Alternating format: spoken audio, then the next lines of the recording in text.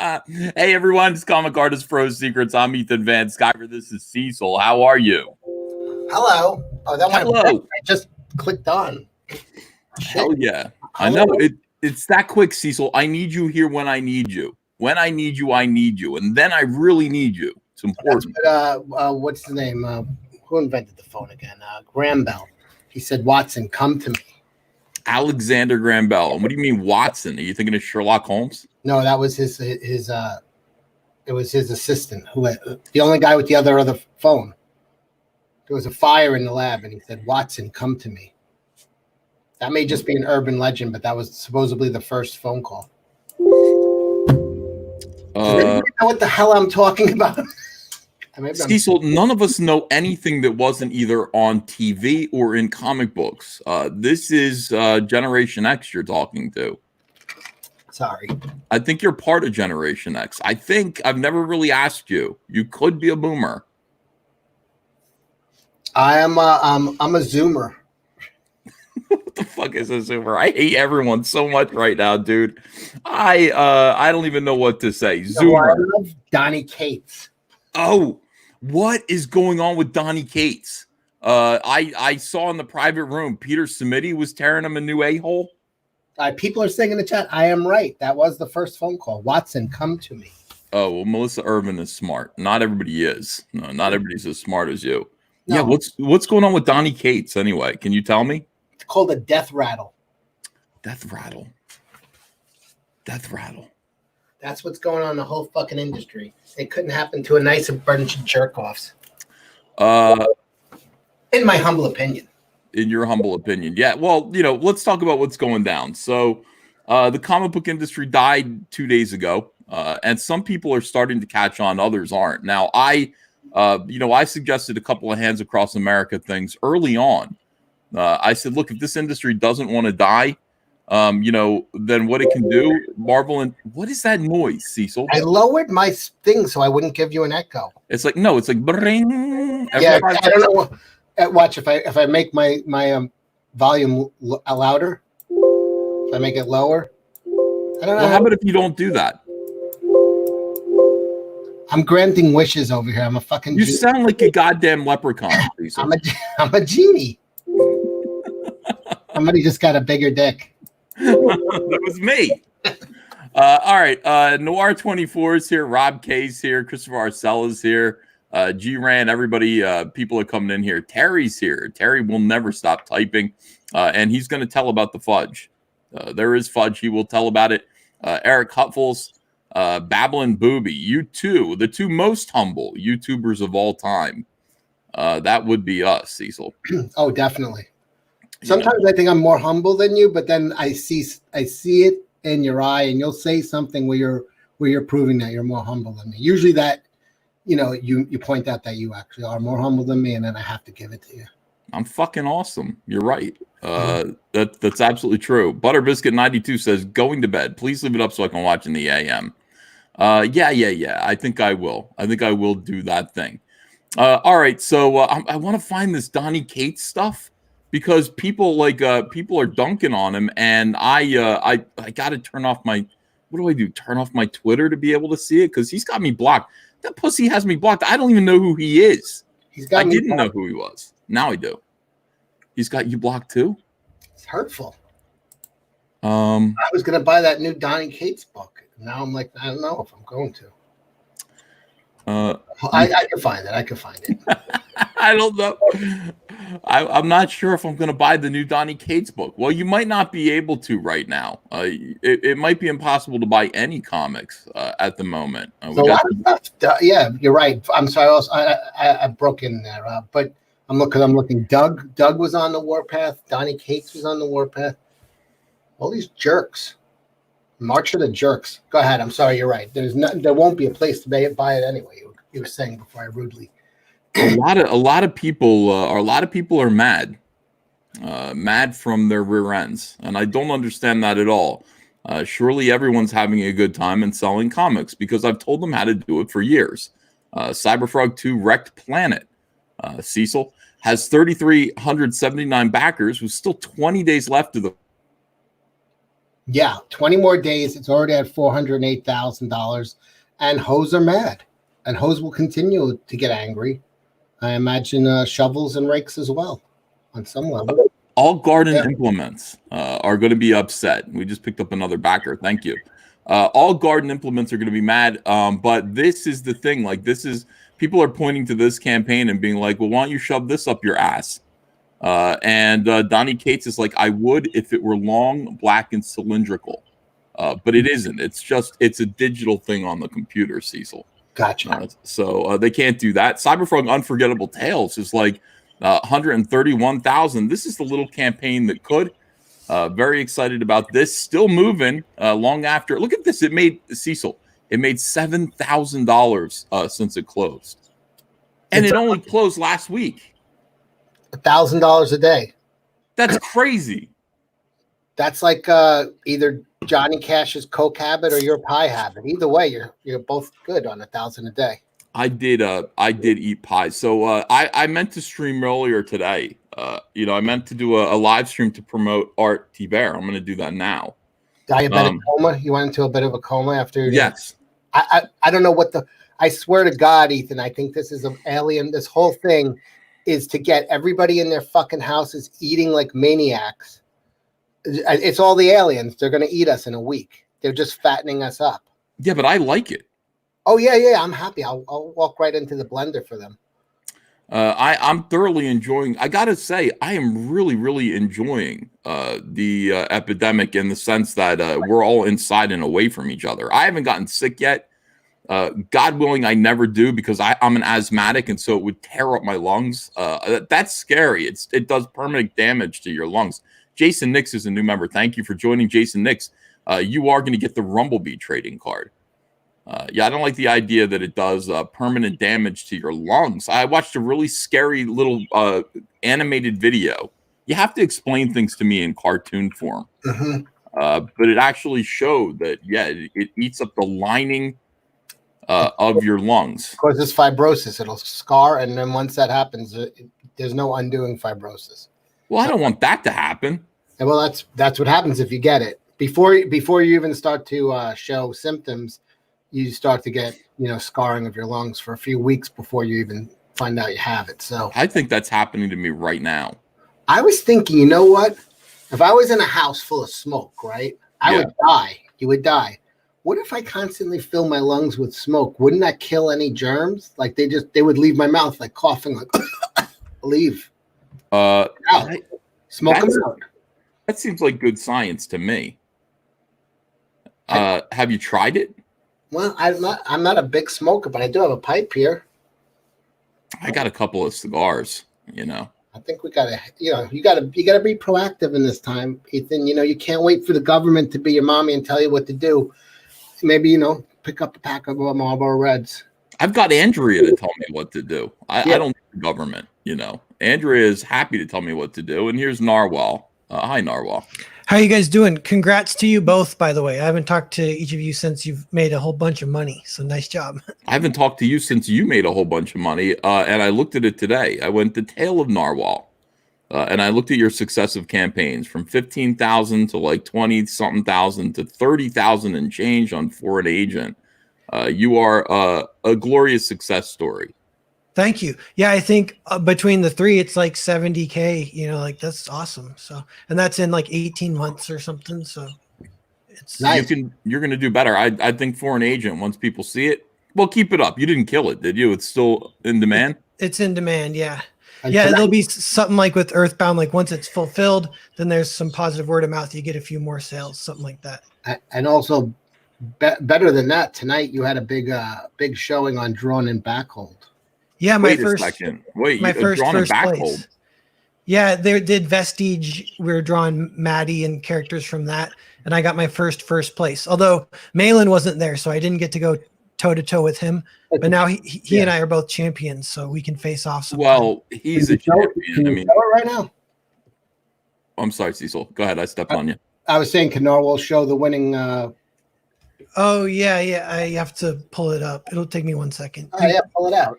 Yeah. To pull it out. He said pull it up. You're talking about Cecil, you have other things on your mind right now. Are you distracted?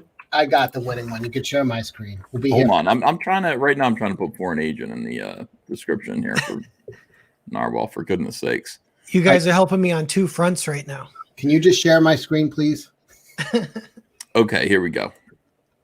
This was No way. Yeah, this was tonight. That wow.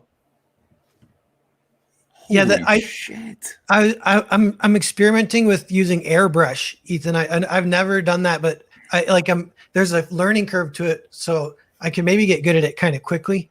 But it looks different, and it kind of goes with my style. Okay, I don't know, but yeah. Well, here's what I like about what you did. You copied my version of Maddie. Now, Donald DeLay's version of Maddie is a little bit more modest. She's covered up. She's wearing pants. Her top is buttoned. Boo. Yeah. And I said, no. I said, bust all that out. You can see her panties. Keep it authentic to the time period. Authentic. That's what we're going for. We're going for, what would you call that, Cecil? It's a period piece. Yeah. She's a period piece. And I could tell. What period? Welcome, Eric Weathers, letterer du jour. No, letterer supreme. Du jour means of the day. You're letterer supreme. Well, thank For you. all time, yeah. It's Yeah. good to be here. Especially since we've been seeing some of the lettering if you don't hire Eric, how it turns out. Yeah, Cough, cough, Mike S. Miller. But yeah. I noticed that. Oh, wow. $40 super chat comes in from Jeff Myers. He says, I was born in 1972. I've had the luck to live through a lot of great comics and a lot of crap comics, but nothing compares to the crap of today's books. At least the creators of years ago were trying to entertain. Damn it. That's true, man. I was hoping you would say something nice about our comics at the end of that, but look, it's okay. By virtue of condemning the past, we are complimenting the present and the future, right, Cecil? Yeah. Yeah. I condemn the future and the past. I'm always living in a 20-minute window that I approve of. There it is again. Was that me or you? That noise that was in my headphones. Was that you? No. Bing bing. Oh, you know what that is? I'm sorry. That's you probably couldn't even hear that. That was my Facebook that's on. I almost accused you of doing something wrong. No, that wasn't almost. You did. Yeah, I almost made a mistake. I don't want to make any mistakes. All right. Just assume it's the microwave. Let me see here. People are talking about Mike S. Miller is hand lettering things right now. He's doing it himself. I don't know why. He could just pay someone with all the money he has. Mm-hmm. He could just pay someone to do this. Why is he doing it himself? Or use child labor. Because he does have a sweatshop. Child labor is how I get all my work done. You know what? If I wish I could get my kids to help out. Hunter helps out, but Hunter's packing up books for $1 a package. I got him working, but that's about it. I got to pay him. I wish I could actually turn my kids. You know what? If this gets worse, that would be nice. I would like to actually tell all my kids, you're helping out to keep the lights on. We got to keep the lights on around here, and you're gonna help. Here's Mike's lettering right now. If you want to take a look at it, let me. And we'll see what's wrong with this. I don't know. I mean, to me, lettering, this is lettering fun from Mike S. Miller. Holy shit, that's a lot of Mike to read. Did he spell mercenary wrong? Yeah, he did. Did he spell mercenary? There's one other in there somewhere too. It just seemed, period. Well, I don't know how credible. Don't has the apostrophe in the wrong spot. I didn't notice that. You're right. I'll say this: if you're going to letter, write your script in a Word document that does spell check first. Don't do it directly into Adobe Illustrator. Because is that how this works? Like if you're going to do computer lettering, it just takes your document and then just puts it in the. I don't even know, how does it work? No. So basically, what'll happen is I get the script from whoever. If it's from your boy Zach, it's literally the body text from the email, which I find hilarious. Mm-hmm. And it'll be panel 1. So and so says XYZ. I just copy that. I paste it into Illustrator. And I in my process, I lay everything out in like stages, like a drawing, layouts, and then and so on, pencils, inks. So it's similar for lettering. So it'll be throw the text in, and then I put it into the font that it's going to be, and then I move the balloons around where they're supposed to go. So if the editor is good at his job or her job, then you don't have to worry about spelling mistakes. Yeah, this is a hell of a way to remember your mother. I mean, just let go right here. Do you know what I'm saying? Mm-hmm. Yeah. Just let go. Just let her rest in peace. And Mama was extremely flat. Yeah, chested. Well, I mean, just flat in general. Like Mama is Gumby. Who fits into this coffin? It's good 9 inches. It's a good 9 inches of, It like pancakes you. She was pressed to death. She was a witch. Oh. Yeah. She didn't have a Van Sciver nose. Oh my God. Can you imagine how thick my coffin's going to have to be on one end? It's going to have to be very high on one end. You need to have that glass viewing port on your gravestone. Oh, I would like that. I like that. Yeah. Just have a little window here. Somebody asked me the other day, they said, have you ever won a fist fight? And I said, I won them all. Every fist fight I've ever had, I've won. And they said, yeah, right. I said, would my nose still be intact? Would this nose still look like this if I'd ever lost a fist fight? Ever. I win. Plus, It's a good argument. It's hard to argue. Yeah, absolutely. What do you think of that, Cecil? I think you were beating up your younger brothers who were much smaller than you, and I believe you.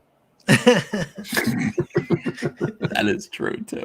The last fight I had, I was 18 and my brother was 17, and I beat the shit out of him. And I still feel so bad about it. Awful, absolutely awful. I think about it all the time. And my dad said, "That's your brother. That's your brother." He's lying there on the floor. He's all beat up, bloody, tore his arm off, threw it in the kitchen. Brutal. I have regrets. I'm just glad your dad was there. It sounds like you were about to urinate on him. He forgave me, though. He did forgive me, so that's good. I think he watches the show every now and then. Oh, hi. Hi. I'm glad that you learned how to do things with just one arm. You've forgiven me, Cecil. Guys, it is the end of the comic book industry, and bitches are mad. Let's take a look and see some of the chaos, and there's going to be even more chaos. We're just at the tippy top of it, right? At the moment, we're just at the tippy top. Oh, before we do that, let's talk about the comics that we're promoting today. First and foremost, we're promoting Foreign Agent by Narwhal. Hey, almost 31K. Yeah, why can't we push this to 31K? That would be nice. I just put the link to this in the description, guys. Well, we were pushing it a little bit. We just got another backer or two. Wow, that's crazy. Guys, let's push this to 31,000 today. Narwhal's Foreign Agent. Oh, you know what I'm going to do? Because some people, we haven't seen this in a little while. This trailer is better than Cecil's trailer. Apples to oranges. Wow. I mean, John, would you say that Narwhal's trailer is better than Cecil's trailer? Or would you John, would you? I want to know your opinion. Is that something? Is that something you would say so cavalierly, like Ethan did? Is it? Yeah. You would say? Narwhal's trailer is next level. It is next level. It's much better than Cecil. Yeah, next level down. Here it is. Let's go.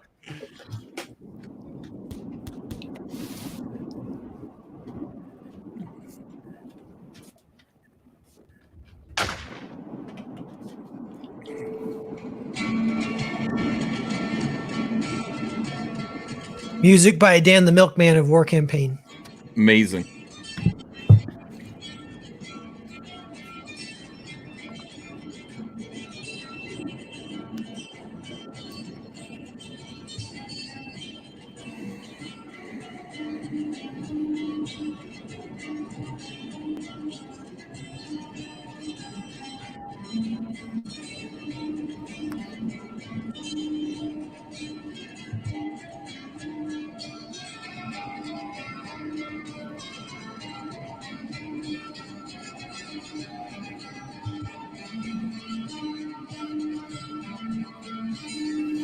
That's me.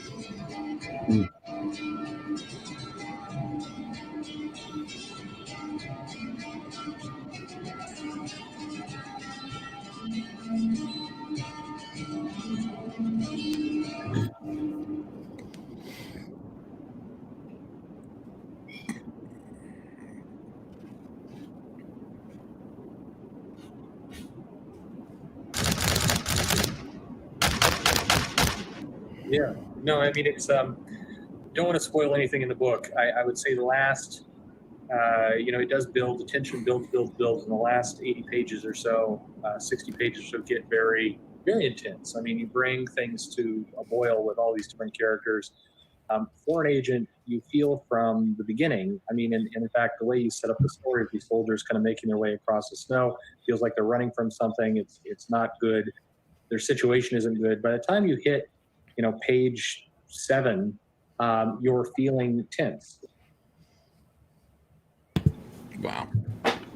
That it's fully drawn, so it was a benefit to when I made the video, I could pull from the whole story, so I could make it more like a movie trailer rather than kind of like a pitch tease kind of thing.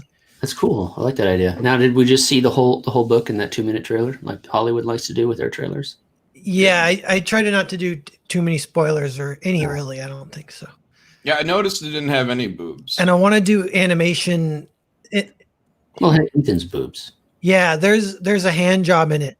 That's kind of a spoiler, maybe. Who's But, getting and who's that's giving all. it? Is it a chick and a dude? Or a dude and a dude? It would be a spoiler to reveal that, I guess. Okay. It's a chick. It's got to be a chick and a dude. It has to be. It's this chick here and this dude here. That's my prediction. Or this chick here and this dude here. Let's just keep this dude out of it. That's all. That's my hope. Yeah. Foreign Agent, 190-page graphic novel, military winter western home invasion comic within a comic. So he totally gave away the story, though, now by saying that, because now everybody knows it has a happy ending. Well, give away the final. Cecil. Wow, this is great. I have to say, just if you look at this, I went through today and I was just like, I want to check in on Narwhal and see how he did, because Foreign Agent ended. And it's like, this is great. But if you look at the highlight, 3 different projects, $73,967 total. You can see that divided by 3, that doesn't quite add up to this. This is the biggest project. He has been, his projects have been getting bigger and bigger as he goes along, which is very, very cool. Foreign Agent softcover. You're giving people the option to get a softcover? Yeah, there's softcover or hardcover or both, or the sketchbook. The sketchbook comes with just some shorts, some comic shorts included. Hardcover plus sketchbook. Foreign Agent bulk. What is Foreign Agent bulk? That's 3. So it's slightly discounted price. 3 copies of the softcover. Yeah, I've got retailers reaching out to me, by the way. Oh, I should talk about this. I got retailers reaching out to me now because, look, the comic industry is the way it is. And they're just like, hey, Comicsgate's doing great. Why? Like, how do we get in? And I said, look, first of all, we don't, and I talked to these retailers, they're probably watching now. I said, we don't really need retailers. Our model isn't really about retailers. It's about just the direct interaction with creators and customers. Everything's about customer service. Everything's about the relationship that our fans and the people who buy our work have straight to us. They're able to communicate with us. If something goes wrong, they can get to us. Who would they have to go to? Like the comic book shop, the distributor. They'd have to go ultimately to the companies, the publishers, the professionals are at the end of that line. Right with Comicsgate, it's just the customers and it's just us. So putting somebody else in between us, kind of troubles me a little bit. But some retailers are just like, look, we could actually set up a distribution web to distribute Comicsgate books to the comic book stores that are going to survive this. And I have to say, something worth discussing. Yeah. Selling our books in bulk, to a few retailers just to get it out there more and to bring more people who aren't necessarily following YouTube or following us on Twitter, just to bring more people into Comicsgate that way. I think it's something to think about, and I still don't know where I stand with that, like where I fall, but we'll think about that a little bit more. All right, so for an agent, so this is the kind of thing. I mean, when you say you've got a bulk offering, this is the kind of thing that you want to offer retailers. You can get 3 issues; it's a little less money. Do that. Do that and put these books in your shop. Bundle, sketch, and special thanks. What's that? That you get the special thanks, which you and Malin are on there too. But just like that's like the opening credit special thanks gets Thanks, included. Normal. Appreciate that. Cool. Say Brav says they get second printings. Yeah. Like in order to do a retail thing, like right now, to give things to comic shops, I'd have to reprint Cyberfrog Blood Honey. I don't have enough copies. I'm almost out of copies of Cyberfrog Blood Honey. So I would have to do a new reprint that would be for retailers. And I don't really, I don't know if I want to right now. Jeff Lastly original painting. Oh, you got Jeff Lastly. Yeah. This. It's 11 by 14. And yeah, that I told him, I was like, I almost am hoping this doesn't sell because I want it. But if it sells, I might just commission him again for another one. But yeah. Oh, that's nice. That's very, very cool. All right. So guys, the links in the description. Support for an agent. Who's the guy in the back there? There's the old man Harold, and then the girl and the I like 2 this one. soldiers. He's got the guy. He's got the girl. He's like, what do you want from me? Hey, one dog's going this way, the other dog's going that way, and this guy's just like, "What do you want from me?" And where are her hands? Oh, they're down here. Spoiler. That's the spoiler. Yeah. Yeah. How many people got that reference, by the way? Everybody's seen Goodfellas a million times. I had to have. All right, so I got Vengeance of Vampirella featuring Cyberfrog campaign for Dynamite Comics. And it's doing okay. This is now the 3rd one that I've done. And it's, I always put Cyberfrog and Salamandroid with Vampirella. We made a t-shirt this time of the first image that I created. They're all different ways that you can purchase the book, right? It's doing pretty good. Today, I think this is it. Artie Bear launched his own for Dynamite Comics.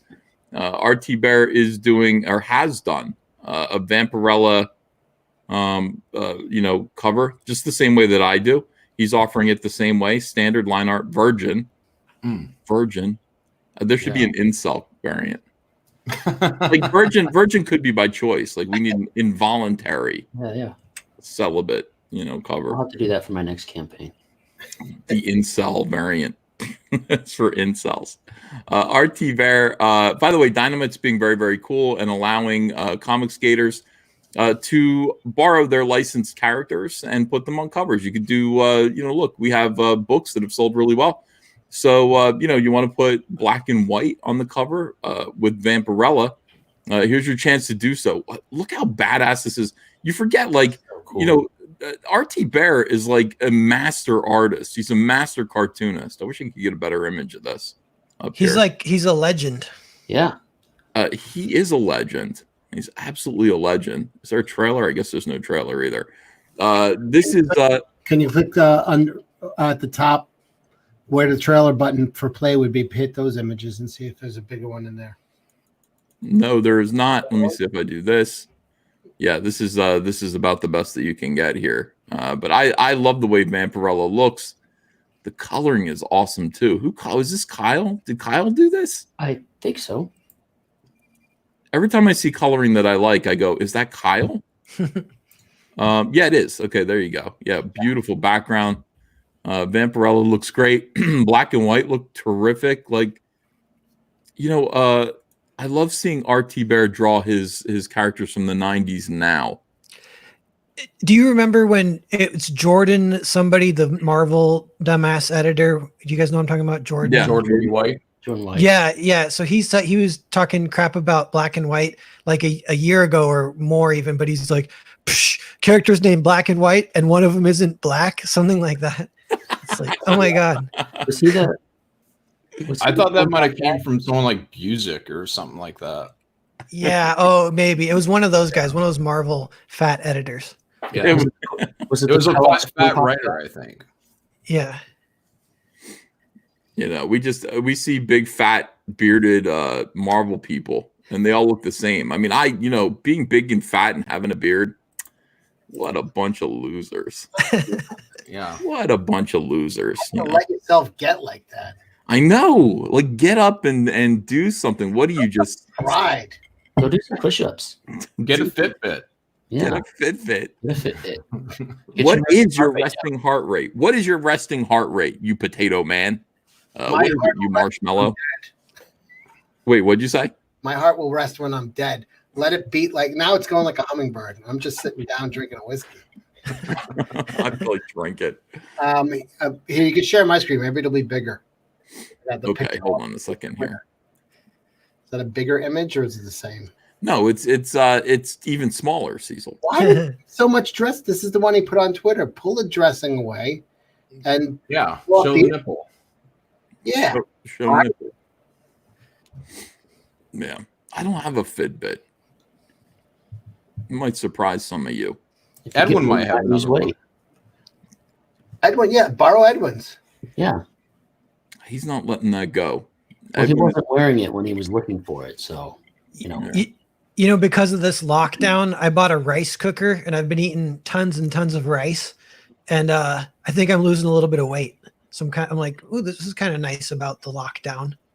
Oh my god, I'm eating like a pig for no fucking reason. Cecil, me too. I'm having the best time. Like, literally, first of all, I went out today because I had to go drop off a bunch of packages. Andrea called for the mailman to come and ship out a bunch more posters and Second Chance Cyberfrog Chromium books. They're all going out this week. The mailman never came, so at 4:00, I'm in my car driving this incredible haul of goodies to the post office myself. And then I just went, you know what? I'm going to go to BJ's. And I'm thinking, Jesus, this is a family show. it's a wholesale club, John. It's like Costco. I should Yeah, just say always on Costco. sale.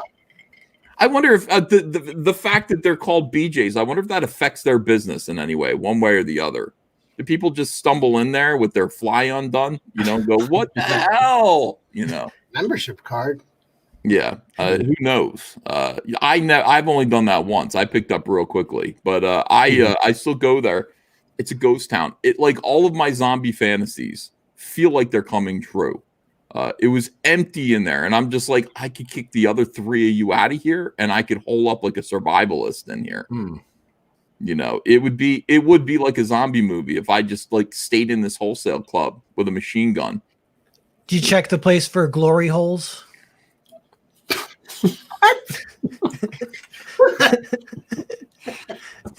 Narwhal, in a zombie survival situation, a glory hole isn't a desirable thing. It's just you can convert it to a covered position to shoot from. That's true. And people would say, "What are you doing?" Like you're sticking your penis through it, and they're like, "That's for my shotgun, you idiot." Yeah, I mean that's the moral of the story is like, do not bring Narwhal to your survival bunker in the case of a zombie apocalypse. But moral of the story is if you go to the bathroom in there, bring $20. If you see any, if you see any of those old like forts, if you go around, you'll see like on the outside wall of all the forts, there's glory holes everywhere. Oh yeah, that is. Yeah, that's true. I went really big. Same thing with a Catholic confessional booth. I'm just like, whoa, my goodness, lots of different glory holes here. I think that's what they were for. That would be a good first death in a zombie movie, to have a guy like, I'm snagged, go on without me. No, the zombies on the other side. Yeah. By the way, just to point out real quick, I just checked foreign agents now $31,057. We're picking up backers for Narwhal. A lot of people were impressed. Thank you so much. That's awesome. Thank you, chat, and thanks, Ethan. Don't thank me. I'm telling everybody not to buy it, but they're like, F you, Ethan, we're gonna buy it, and that's what they're doing right now. I'm a backer of foreign agent. You are? Yeah. Oh yeah, thanks, Cecil. Oh yeah, thanks. And Malin backed it. I think Ethan's backed it. Yeah, thanks, you guys. Eric Weathers has a campaign now. He's too shy to bring it up. I'm waiting for the opportunity, but I keep talking over everybody. Flying Fortress Remastered Battle Denver Edition. Available now. Flying Fortress Battle Damaged Edition by Eric Weathers. Eric, is your middle name P by any chance? Is my middle name Middle what? initial. Are you Eric T. Weathers? Yes. How do I know that? EEW. Email address probably. Oh, okay. I was like, did I ever know an Eric T. Weathers in my life? Because for some reason that's in my head. Yeah. All right, Flying Fortress Battle Damaged Edition. Yeah. When in a book set in World War II, damaged copies is actually a feature. Well, it's inevitable, isn't it? Yeah. And That's the it's a thing. nice reader copy. Some minor damage from the printer on the way here. All the good ones went out the first time. Oh, look at that, I Marmwell. got my copy right here. Thank you very much for backing the first time around. So it's the same initial print run, and you get all the goodies and all that stuff. And there's an option for a head sketch there during checkout as an add-on tier as well. You're a genius. I have Battle Damaged Cyberfrog books, and I was just going to throw them in my fireplace. Yeah, you can make more money off the ones that you overprint. I don't know if you know this about crowdfunding.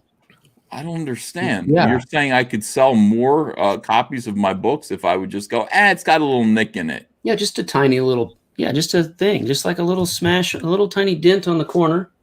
And you say, you know what? I'll put it up there for a discount. Why not send the battle damage ones to our boys in Iran? That's a Our good boys point. in Iran. Yeah. Yeah.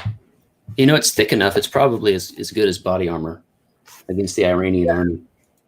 Somebody Well, I've just put it in the description. Flying Fortress Battle Damaged, a B-17 crew on a mission to bomb Hitler is shot down and crash lands in a medieval world. Good for them trying to bomb Hitler. Yeah. Somebody else had thought of that. Hey, you know what? Spoiler alert. They did, and he died. Oof. In the book? Yeah. You killed Hitler in the book? He dies off panel, but I mean he was home when we came knocking. How about But he's that? so insignificant in our story because the Infinite Reich is so much more powerful. You could do a side story showing him die. Yeah. He could be shopping at BJ's. Gotten Himmel. That would be cool. So I would want his mustache to land on someone's cheek and be like, like a woman. And he gets up and crawls away. Oh, that'd be incredible. Yeah. That's for the sequel.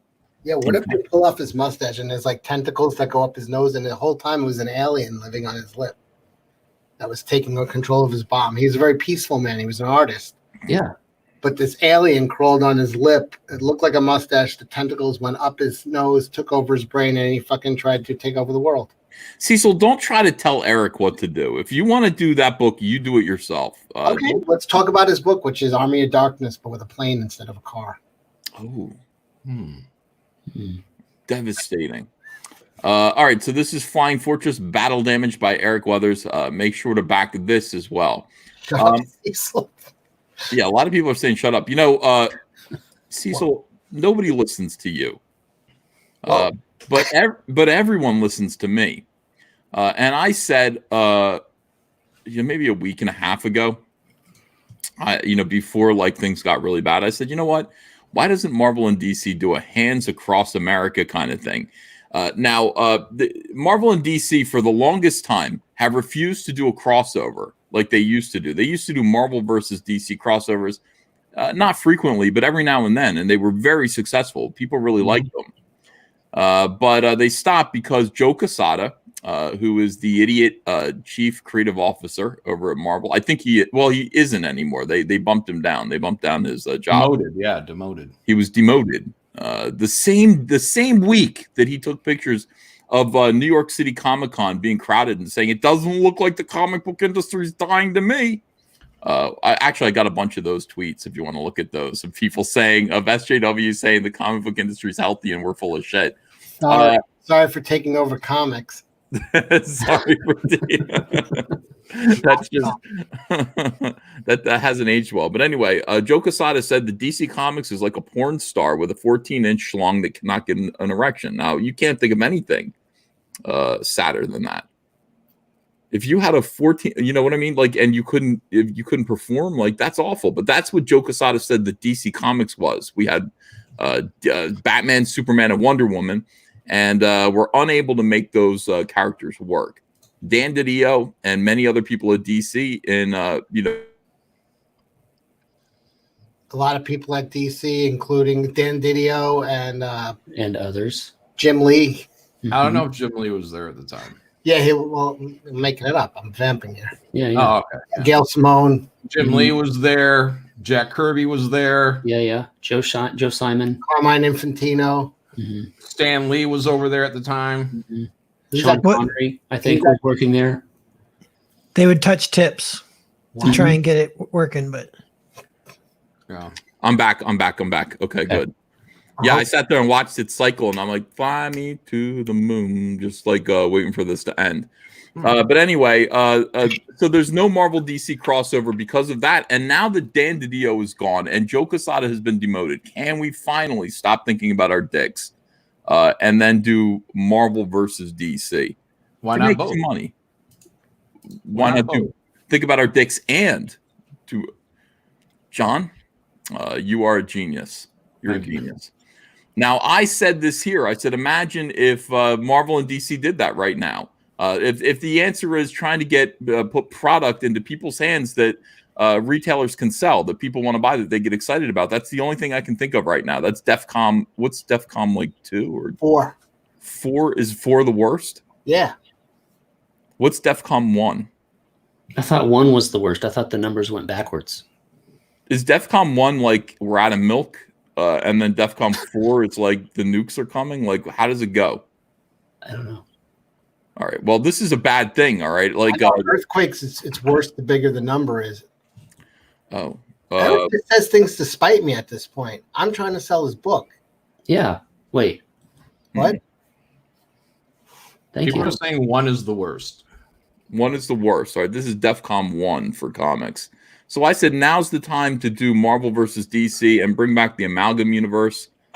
By the way, Marvel and DC would be like this. Do not only the Marvel DC main crossover, but then a bunch of miniature crossovers with, Snowflake and Safe Space versus Batman. Written by Mags Visaggio. That's the whole thing. Even if they did a crossover, would you really want to read? It would just be worse with this crew of fucking nitwits writing it. It would be such horseshit. Yeah, they would go over and like beat Apocalypse up. It'd be like everybody got beat, but Snowflake and fucking Safe Space. Everybody did their part in this crossover, but especially Squirrel Girl and Snow whatever Safe Space. They came in late. Do sis, and then she's like, "What did you call me?" And he's like, "Sibling." That's better. Now let's get Apocalypse. Yes. Dark Side. Yeah, let's one punch Dark Side, which is what's going to happen. Squirrel, you knocked him out with one punch. Oh, that's what that shit used to. I also noticed that Gail doesn't call Rocket. She doesn't call him Rocket Man or Rocket Husband. She uses a gender neutral spouse. Whoa. Well, Rocket spouse. Yeah. It's gender neutral. It is gender neutral. I never really looked at it that way. Why wouldn't you just call him Rocket Husband or Rocket Man? Doesn't want to assume his gender. Why would you? Gail would never do that. Gail would never assume. Is he non-binary? That's a good question, Cecil. Is he non-binary? You know what he looks like? Gail's husband. Have you ever seen the show Bottom? On the in the UK. I saw a movie called Bottoms. Maybe he was in that. All right, he looks like that dude from Bottom who was also in Young Ones, but really old. I don't understand that reference. Maybe some people do in the chat. Nobody understands I'll that pull reference. it out. Cecil doesn't even understand that reference. I know Young Ones, but which guy from Young Ones? All right, look, the guy, I can't remember his name right now. All right, hold on a second. And my internet's slow. DEFCON 3. Why is my internet slow? All the time. Okay, forget that. Let's just play a little. Let's play a little music while Cecil pulls that up. This is the new Geek Chorus. Oh. Geek Chorus coming in hot with the new Gail Simone track. 1:40 a.m. Gail and Rocket, take and and socket. Egg and socket. Does she keep his balls in her back pocket? He must really love her. When they have sex, he must get smothered. Gale and Rocket, YouTube market, asking for free stuff, I bet they hawk it. Talks to viewers gently, like they were kids in elementary. Games on trains to C2E2. It's a frog. Super excited. Never happened. You'll laugh or you'll get canceled. And copyrighted, Gale and Rocket, out for profit. It's enough to make you wanna vomit. A bully and her soy boy who really hate the Comicsgate, a movement that they just can't destroy. Melts down like a table candle, gender confusion, virtue signaling on Twitter shows, lives of delusion, Gale and Rocket, they won't stop it, make an argument and watch them block it, a bully and a soy boy who can't even tell the difference between a Megazord and a Transformers toy. Optimus Prime. That was great.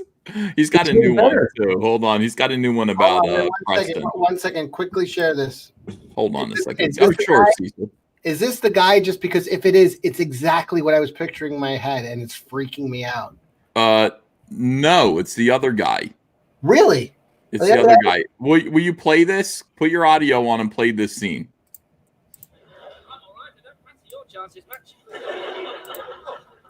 That's him. That's what he looks like. I pictured this guy in my head. Wow. Okay, I got to turn that. I got to get rid of this now. Hold on a second. I'm like, I don't know how long before we get struck for that.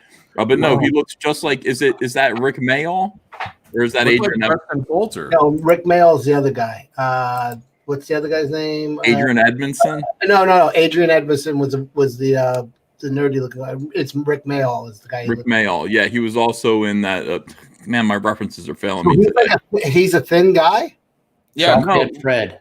He's not in the chat. He's not fat, but he's stout, and he's got his hair is shaggy and blonde, and you can tell Gale does his hair. well, calling him Rocket Spouse instead of Rocket Husband or Rocket Man. I mean, she's just really taking his manhood from him. Yeah, it is a little bit weird to do that, but look, people have their own things, it's Kinks. like, their own kinks, their own kinks. All right. I said, I wanted to play this. I wanted to play this one before we go on, just to keep going with Geek Chorus. Geek Chorus has a new song, and this one's kind of about Preston Poulter. So, I don't know if you've heard this one yet. This is new. Premiere. All right, here we go. MTV Premiere.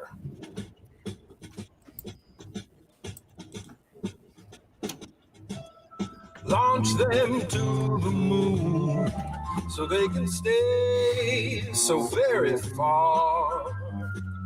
Let them dig their dirt worm trails on Jupiter and Mars. Oh, Trebuchet, make them fly. Oh, Trebuchet, supersonic, baby. Yeah. Yeah, put some rockets on it. Princeton is a trust fund brat who lives in luxury. Just a pocket pussy who depends on mom's money. Oh, Trebuchet, please fire true. Oh, Trebuchet, oh, how we need you. Yeah! Send them all into outer space. They're stars anyway. We got to get Geek Chorus here, and then we got to buy him Movie Maker so we can get rid of this.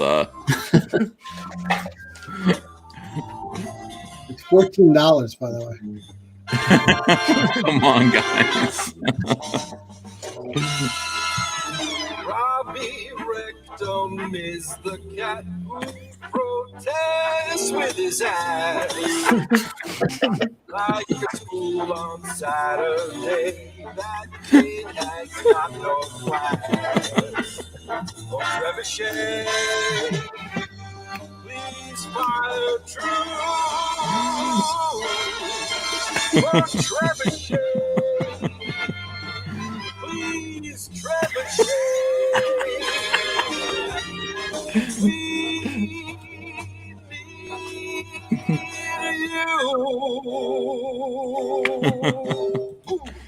Yes, Hail War campaign. He's getting so much better. Like, he sings better in these than he even did in the first ones. He's got to be at the con. We got to get him on stage at the show. Oh my God, he's got to do a live performance of all. Yeah, I love the way he pivoted from what's his name, Preston Poulter, to Robbie Rodriguez. That was my favorite part. I totally dug it. Anyway, as I was saying before, I had this idea Marvel and DC should do a crossover. And then suddenly, oh my goodness, comic pros call for Marvel DC crossover to save the industry after shutdown. You don't say. You gaggling bunch of metrosexuals and assorted weirdos. You can't do it before after it's closed, you dopes. It's too late, guys. It's too late. Sorry. I mean, this was something to talk about a week and a half ago, like I did. I know they listen to everything I say, Cecil. Yeah, of course. They would do something like minimum orders of 50 copies with no buybacks, and you got to get the variant cover too, and double what you got to pay. They just would kill more stores with it. Yeah, it would put it under. They should crowdfund and go direct to consumer. Oh wait. Well, if they want it to be successful, they should do it, but they should gender swap everyone and race swap them as well. Oh, I like that too. I like that. Yeah. Very progressive, John. I like that. Thank you. With the industry in the midst of a shutdown, comic pros are calling for a Marvel DC crossover to save things. They want to save things. As the comic industry is put on pause, many comic professionals are pitching a possible crossover between industry giants DC and Marvel to save things after the coronavirus COVID-19 shutdown. Legendary comics writer Gail Simone, you don't say. This is like was the first. It's too late. This is us like doing a benefit to provide health care for Kenny Rogers. It's over. Gail Simone was the first to propose the idea of the comics. She watches this show. I know she does. Mm-hmm. I mean, it's ridiculous. You could have Vision, Mr. Miracle by Tom King. I'd rather kill myself. Thor, Wonder Woman by Donny Cates. I would rather. Who the fuck is Donny Cates? I don't know. Superman, Spider-Man by Brian Michael Bendis. What other crossovers would you like to see, and by which creative teams? Justice started the hashtag, please, Marvel DC, please.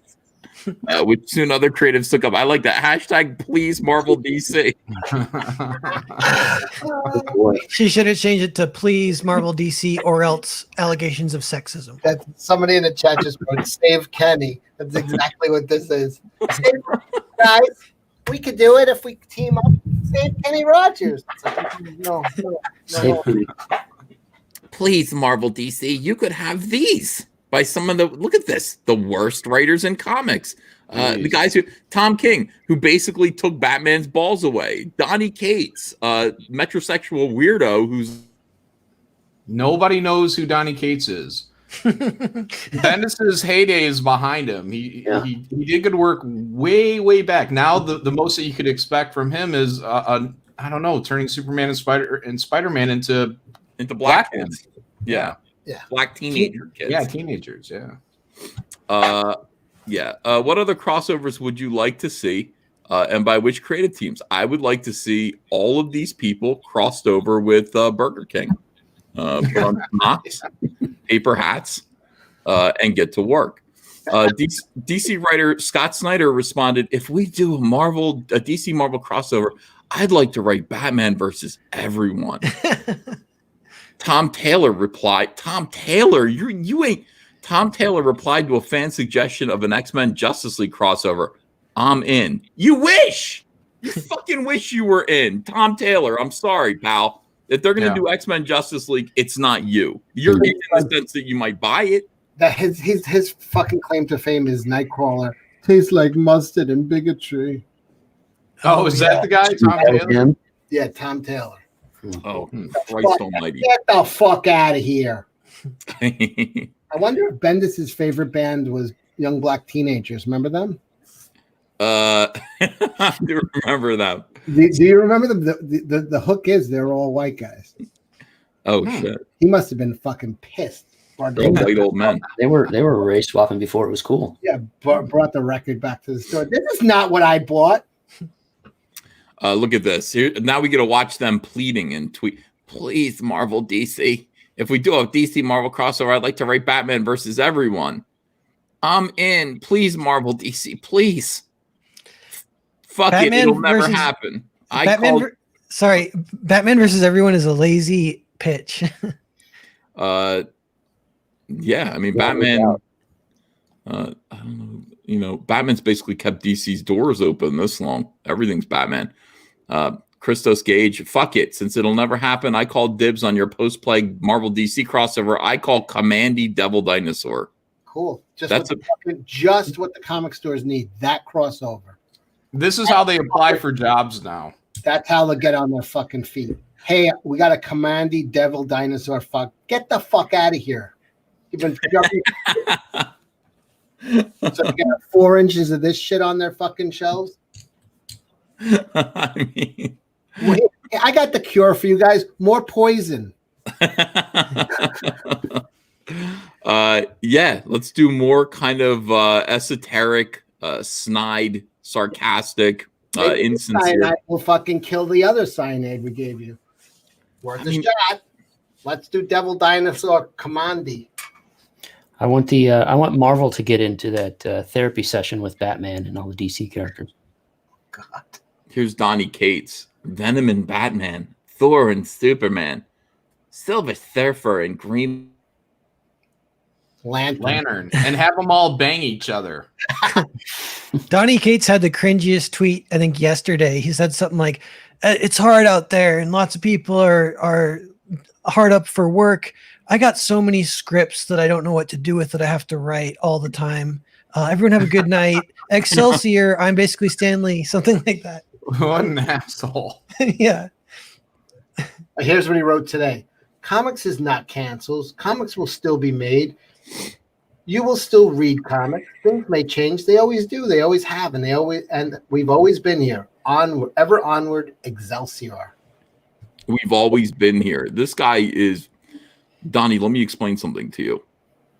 This has never happened before in comics. Not only was the industry in massive decline, it's like you were experiencing wealth and happiness because you were being given work. You're sheltered from the reality of what comic shops had to deal with and what the distributors had to deal with. They had to put up with the weight of what you were doing. Can I show this, Cecil? Yeah. Okay. This is responding to him. Yeah, here's Donny Cates. Comics is not canceled. Comics will still be made. You will still read comics. Things may change. This is called denial. They always do, always have, and we've always been here. And we've always been political. Fuck Trump. Ever onward, Excelsior. Here's Nerdrotic. A lot of comic shops are canceled if this goes on too long. The last person on the planet I would listen to on the subject of comic book retail sales is a writer-artist from Marvel. Enough said. Good for you, Gary. Yeah. So, despite what Donny Cates is saying, here's a little splash of reality. Please, Marvel DC, please. And Diamond Comic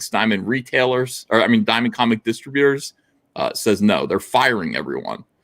Bleeding Cool has been notified by informed sources that Diamond Comic Distributors has been making staff members redundant today. That means firing them.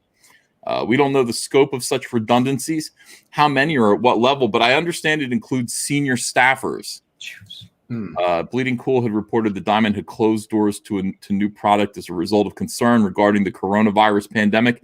The many workers were working from home, but Diamond was still distributing back orders and existing stock to retailers that are still open. And while the UK government is paying employees 80% of their wages to be furloughed, here we go with Rich Johnson bragging about his socialist nation. Such a state-funded option is not available in the USA. With revenue dramatically reduced, Diamond has had to make some urgent changes in order to survive through this period. Diamond representatives did not return email inquiries made earlier today. Bleeding Cool's thoughts are with those directly affected and their families. We will continue to report on the coronavirus pandemic's impact on the comic industry at this link. Really, what link is this? This is just a big middle finger. Oh, this is cool. Okay, so we can see all of their coronavirus whining here. Bleeding Cool. All of their snide sarcasm, all the things that they have to say about what's going on in the comic book industry. But I will tell you this. This is ball game, dummy. Donny Cates, this is ball game. You understand, there is no one to distribute comics. You guys, you allowed this to happen. The mainstream comic book industry put all its eggs in one basket and made Diamond Comics a monopoly. When Marvel Comics bought Heroes in 1998, wow, that's amazing. That caused Heroes was another distributor. That caused Diamond to be a monopoly. Ethan, I really appreciate your hot take on this whole subject, but I have to disagree. Okay. Mainstream comics is a family. It's a community. Oh. They would not do firings. Donny Cates' buddies' jobs are going to be perfectly secure. Wow. Yeah, they're not going to get rid of their brothers and sisters in arms. Higher up executives are going to donate their wages to offset all this to make sure their family members are taken care of, because that's what love and family is all about. Mm-hmm. Peter Samedi says Donnie didn't like what I had to say to him tonight. Oh, well, just popping in to say hello and good night. Oh, Peter, it's a shame that you can't come in here. Get him on here because he did get it in. Can you find his Cecil? Can you find what Peter had to say to this idiocy? He said at first, he said, "You're not Stan Lee." That's one thing he said. I might have to pull out good point. DMs because he screenshotted them. But because Donnie has me blocked, I can find it. Yeah. Okay. Remember a week ago, Ron Mars had that tweet that aged like the worst tweet has ever aged. He said, like, the fans aren't my customers. My customers are the distributors. My customers are Diamond. I don't know. Well, your customers just left. Yeah. Customers have been fired. So that's a shame. Now that the retailers are closing doors. Now that the comic shops are closing doors. By the way, we should respond to Please Marvel DC with hashtag pencils down. That's what we should do. Man, that's Brutal. Just respond to all of these like SJW comic pros who called you guys Nazis, who mistreated you, who refused to see you as the customers. Do we have hashtag pencils down, hashtag Comicsgate. You guys are out of work. hashtag pencils down? Hashtag pencils down, guys. Stop drawing. Stop making shit. Nobody wants it. Nobody wants your weirdo Marvel DC crossover. You guys, while there should be a Marvel DC crossover, you guys aren't the guys to do it. You guys aren't. You're not Marv Wolfman and George Perez. You're Donny Cates. You're a bunch of weirdos who would ruin it. Shame. Absolute shameful. So hashtag pencils down, dude. Pencils down. You guys find something else to do. I also like Gary said hashtag Nuff Said is pretty brutal too. When he ended it with Nuff Said, that was like, ooh, because he's like, I mean, I don't know what these guys are like. Well, comics have always been here. They've always been here. they always will be. They always. That's what the dinosaurs said. Right, guys, right? Comics You guys always been here. understand these people, these weirdos. And by the way, we're still here. These weirdos are dinosaurs. They're literally dinosaurs, and the meteor hit, and you're listening to them, screech. You're listening to them bellow as the flesh is burned from their bones. You're listening to them become the fossils that they've been for the last 6 years. We are early mammals. We're monkeys in the trees. We're little tiny monkeys. We're muskrats. We're about to inherit. We're about to inherit the fucking earth. It's like, why? Because we evolved differently. We evolved to be able to be more self-sufficient. We don't need the environment, the enormously oxygen-rich environment, and all of the stuff that the dinosaurs had to grow and prosper. We don't need that. All we need is each other. We need YouTube. Here's what we need. We need YouTube. We need each other. And we need printers and the USPS. 4 things. That's it. That's all we need. And that's great. We don't need relationships with. By the way, the only other humans.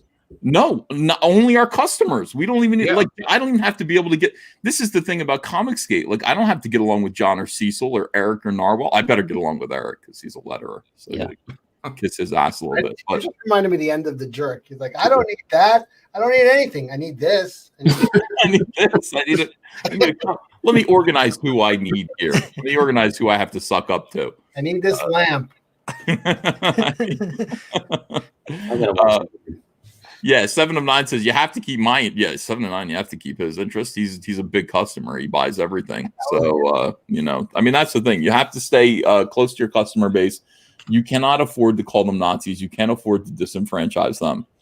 But there's no swelligant party that you have to attend and kiss the balls of all of these big executives. It's very much compact. It's a very compact relationship between the creator and his customers. By the way, I cannot find it. Sorry. You can't find Peter Simeti? Yeah, because I'm blocked out, or anything where I'm looking him up. The Donny Cates part is blocked out. So, anybody here not blocked by Donny Cates? Nope. I think I might not be, so I'm looking now. So give me a second. You guys keep talking. Let's see. Yeah, use your sock puppet account there, Narwhal.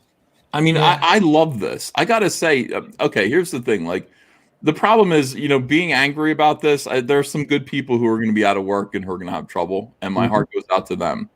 But boy, is it fun to watch people like Donny Cates still suffer from denial. Boy, is it fun to watch Gail Simone struggle in vain. Let's do a big please, Marvel DC. We're still in denial, and the next stage is anger. So it's going to ramp up here soon. Oh, here's Donny Cates. Well, here's somebody screenshot it a little bit. People who think it's cool to jump into threads about positivity during hard times with the express intent of being an asshole or shitting on your work at the end of your jobs are literal scum. I know life is hard, and I truly hope you and your family are safe. I think this is him talking to Peter. But from the bottom, I'm pretty sure. I got the beginning of that. From the bottom of my heart, with the deepest sincerity, fuck every single one of you. Wash your hands, take care of your family, stay healthy, stay inside, and with all your newfound free time? ? Get fucked. Thanks, much love. Great customer service. Great customer. Ethan, can you show my screen? Ethan's gone. He left. Ethan kicked himself. Ethan kicked himself. He was shocked. He's composing himself. I can read some of it though. So make a quick trip to BJ's. Donny Cates says, going to bed. Have a million scripts due this week. I love you all. As always, face front, true believers. Ever onwards. Excelsior. Face front when we're fucking you in the ass. Yeah. Then Peter Simeti says, you're not Stan Lee. And then Donny Cates responds, he goes, neither are you. Stan would appreciate someone trying to put some positivity into the world. And I don't think he'd appreciate someone going out of their way to be a jerk for no reason. Stan would like me. He did, actually. Not sure about you. Anyway, hope you and yours are safe. Remember when Stan Lee told everyone to get fucked? Get fucked, true believers. Get fucked. Look, he can't hide who he really is. That's why he'll never be Stan Lee. Yeah. I'm putting positivity out there, you fucking cocksuckers. There's one more exchange too. So then Peter says, true believers, from the bottom of my heart and with my deepest sincerity, fuck every single one. Yeah. So then Peter says, Stan would want you to be yourself, don't you think? And Donny Cates says, and I am. I'm trying to give assuring and comforting words in a time of crisis. If someone quoted Christ from the Bible and someone came after them, telling them that they shouldn't use those words because they aren't Christ, wouldn't that seem a little silly, Peter? What? This guy's a writer? I don't know. I love it. Look, at the end of the day, man, I mean, the freelancers are going to be whittled down. Their friends aren't going to be there to save them. Sadly, it's going to go one of two ways. It's going to be complete SJW cringe, or they're going to finally do what they need to do and get rid of these fucking redundancies and get some people in there that are ready to do some fucking work. I think the redundancy plan is about to take action. And we're going to see. I was saying this earlier I was on with Clayton from How to Draw Comics, and it was Marvel. If they learn one thing, it's getting rid of all of this SJW bullshit going on. Real quick, Ethan's in the chat. He said his internet went down. He said keep it going. He'll be back. I'm right here. Yeah, at 2 a.m. every single morning. I always forget about this. The internet closes down for a minute. I don't know why it does that. Yeah, it's really, really fucking weird, but it's annoying when I'm watching TV or something and working overnight. It like reboots itself. That's for the CIA to like switch shifts or something. Mm-hmm. Oh, horrendous. Yeah, I listened to you guys the whole time while you were away. I listened to you on my iPad over here, which was really, really cool. And Donny Cates flipping out. Stanley would like me. He did like me. Yeah. He did. Stanley didn't like any of you. I gotta say, I got to see the real Stan Lee, and he was like he wanted to go home. Stanley, I was in a room with Stanley. I was like, "Hey, you're doing this for your fans," and Stan went, "My fans, line them up. Give me a Tommy gun." It's the funniest shit I've ever seen. Oh, Stanley. Can Narwhal share the Peter Simeti? Oh yeah. Here we go. Yeah, so that's, I think the beginning, as far as I know, is here. Donny Cates saying, going to bed, have a million scripts due this week. I love you all. I love you all. Not everyone, not all of us, evidently. Yeah. Who has a million scripts? This guy is super popular. I barely know who the fuck he is. Well, if you want to see why the comic stores are closed, look who has a million scripts. Mag. If he doesn't turn them in, he's not going to get paid for them. That's why he's doing all this week. It used to be like John Byrne was working on 3 books a month. Now it's Vida Ayala, Donny Cates, and it's like, why do the shops keep closing? Because everybody's a bigot. Yeah, It's the fucking end of the world. I swear to God, comic book industry is an absolute mess. Let's do a benefit crossover. I'll do Commandi and Devil Dinosaur. Yeah, hold on, Narwhal. I want to read. Okay, so Peter Simeti says you're not Stan Lee. Neither are you. Stan would appreciate someone trying to put some positivity into the world. And I don't think he'd appreciate someone going out of their way to be a jerk for no reason. Stan would like me. He did, actually. Not sure about you. Anyway, I hope you and yours are safe. Why would you say Stan would like me if you knew that he actually did? Yeah. He did, actually. I'm not sure about. By the way, that is just the most. I don't know. There's something so feminine about the phraseology of that sentence. Stan would like me. He did actually. Not sure about you. Not sure about you. Yeah, he's correcting history for himself in real time. No. I meant he actually did like me. Like he told me that. Like he's my biggest fan. Now, Donny. He said to me, Donny, my biggest regret in life is that you weren't my son. Yeah, I forgot about that. Oh, yeah, I just remembered he said that. Yeah. I like you, Donny Cates. It's like Stan Lee. Who knew the real Stan Lee? You know what I mean? Stan Lee felt like he had to be on all the time, and he was. That's why he was a pro. He was kind to everyone. Stan Lee would never have blocked half of his fans, or at least anyone. Stan Lee would never block anyone. Let me put it that way. Stan Lee would not block any of you. # pencils down. You dummies with your block One of list. you fuckers voted for Trump. Excelsior. Yeah. Stan Lee would have high-fived me when I told everyone to get fucked. Stanley was so professional, and he didn't care. He was very much the hot dog salesman. model of Comicsgate. He didn't care. He wanted to hug you. Well, I don't know if he wanted to, but he did. He was kind to everyone.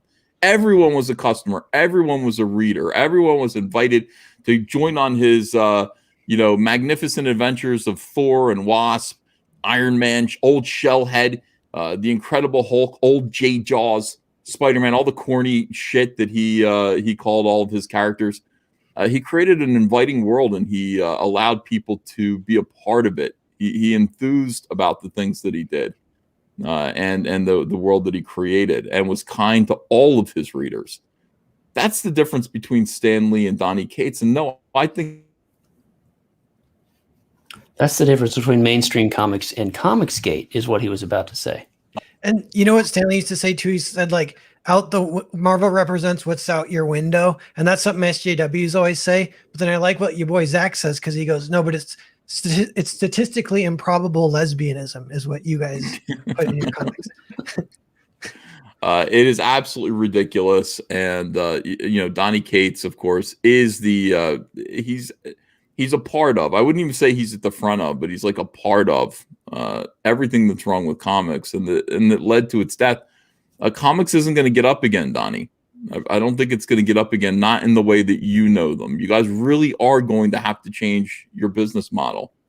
That's not to say that you guys won't be doing comics anymore. Yeah, you ain't going to have 1 million scripts anymore. No, you're going to have a few. It depends on how many you can crowdfund. Mm-hmm.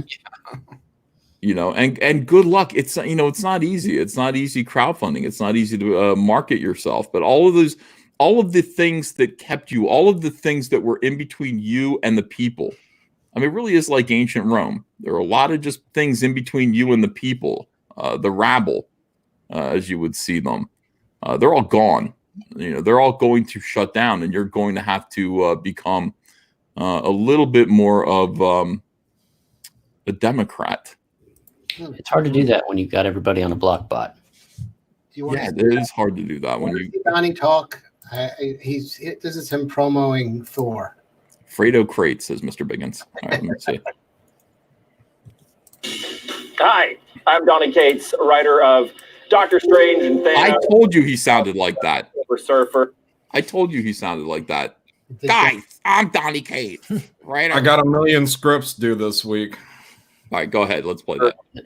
And now Thor. And these are 5 reasons why you should read my Thor. Number 1, all of my books have always been huge. I write everything I do like a big event. And now Marvel is going to give me the biggest, craziest, most powerful character that they have. So come see what that looks like. Well, it's not a chick. How could it be the most powerful? Well, yeah. John's asking the real questions. Cates is going to fix that. Yeah. Why is he doing? Yeah, I remember. I remember Zach roasting this a few months ago. Now that I'm seeing it, because Zach was like, "You're selling the book. Why would you say so? Come see what that looks like." Because that's what they do. It's just like I'm doing a thing. I did a thing. Also random. Yeah. So come see what that looks like. Number 2. Oh, this dude. Absolutely awful. The industry. 2. Absolute Carnage that I did with Ryan Stegman very famously was the highest selling comic book of all time. Bullshit. What? Nonsense. How the fuck is that possible? No, right. Bigger than Jim Lee's X-Men in the fucking height. No way. I don't know where they get 8 million copies. I want to see the receipts. Fuck out of here. Well, he's saying it. Maybe it's true. I don't know how he did it, but Apparently it outsold it by 1 copy too. It's true that he's saying it. Let's put it that way. Fuck out of here. There's no way that X-Men with the 3. Oh yeah, he's got this Carnage over that X-Men. Yeah, right. How many covers did Carnage have? Did anybody? All right, here's 5 people who read comics. Anybody read this? No. I never read it. Did anybody read X-Men 1? That's the real. I did. Oh no, it's a joke. It says Marvel Legal does not condone this statement. But okay, Donny. Okay. Ha ha ha ha ha. He's funny. lying. Donny. He's lying. Okay. Zach's, So he is a loser. All right, let's go. Zach's in the chat. He said, I read it. Yeah. All right, go ahead. Well, with Thor number 1, it's going to outsell Absolute Carnage. Number 3, That's not a reason to buy the book. come and see me write the adorable Thor dog, Thor. Does he have cum on his shoulder? Yeah, Or is that- yeah, definitely. I can identify it. That's calm. Hold on, back it up. Back. All right. And which side? Which shoulder? To the left, back, and No, right Yeah, there right in front there. of us. All right. Get the black light out. Is that a cum stain? Yep. 100%. Confirmed. Doll where Donny Cates touched you. Fuck. It's his girlfriend's boyfriend. Oh my! Stop dyeing your hair blonde, dude. You're like 50. All right, go ahead. He's not 50. He's a All little right, kid. okay. Look at him. So the 2 reasons were first, come see what I do. Second was we got to outsell Carnage. Like that's a motivating factor for me to go to the fucking store. And this one is now Thor Dog number 3. Thor dog, Thory. Because if you know me, you know Thory. I love dogs. I don't know, you That look- asshole. That look was a creepy look. You know what? Tim Doyle loves dogs too, evidently, and I see you hanging around with Tim. Yeah. Tim Doyle had threatened to fuck his neighbor's dog in the asshole, famously. What do you mean? If you know me, you know I love dogs, and then you do a take to the camera. Are you fucking dogs I too? love dogs. Yeah. Are you fucking your neighbor's dog like Tim Doyle is? Tim Doyle actually said, "I don't do that anymore. I don't fuck dogs anymore." Then it says like Marvel does not condone this message at the bottom. Marvel legal. By the way, all this shit of him telling everybody to go fuck themselves today after the fucking. Keep your dogs away from this creep. Who Look at wrote him. this? Do you think Donny Cates wrote this, or do you think he showed up and they're like, read this? I don't know, dude, but I don't know why. If you know me, you know I love dogs. I really, really love them. What is that take? What are you talking about? Does that All right, say go ahead. Thor bait? It says bait. I just noticed that. What does that mean? Thor bait. Thor bait. Why does that say bait? Bait. I don't know. Was that an artist's name? I don't remember that name. Maybe it says Bart. All right, play it. Play the goddamn video. I can't stand this dude. Or That's it. There's no punchline. okay. See what happens when Marvel finds out that what I'm really doing is just killing Thor and writing Throg, Thor Frog. The fucking self-satisfying fucking grins at each one of these half-hearted fucking. Why is Marvel Comics dying? I'm doing the best I can. I've got 1 million scripts. Yay! It's funny. Pride. And number 5.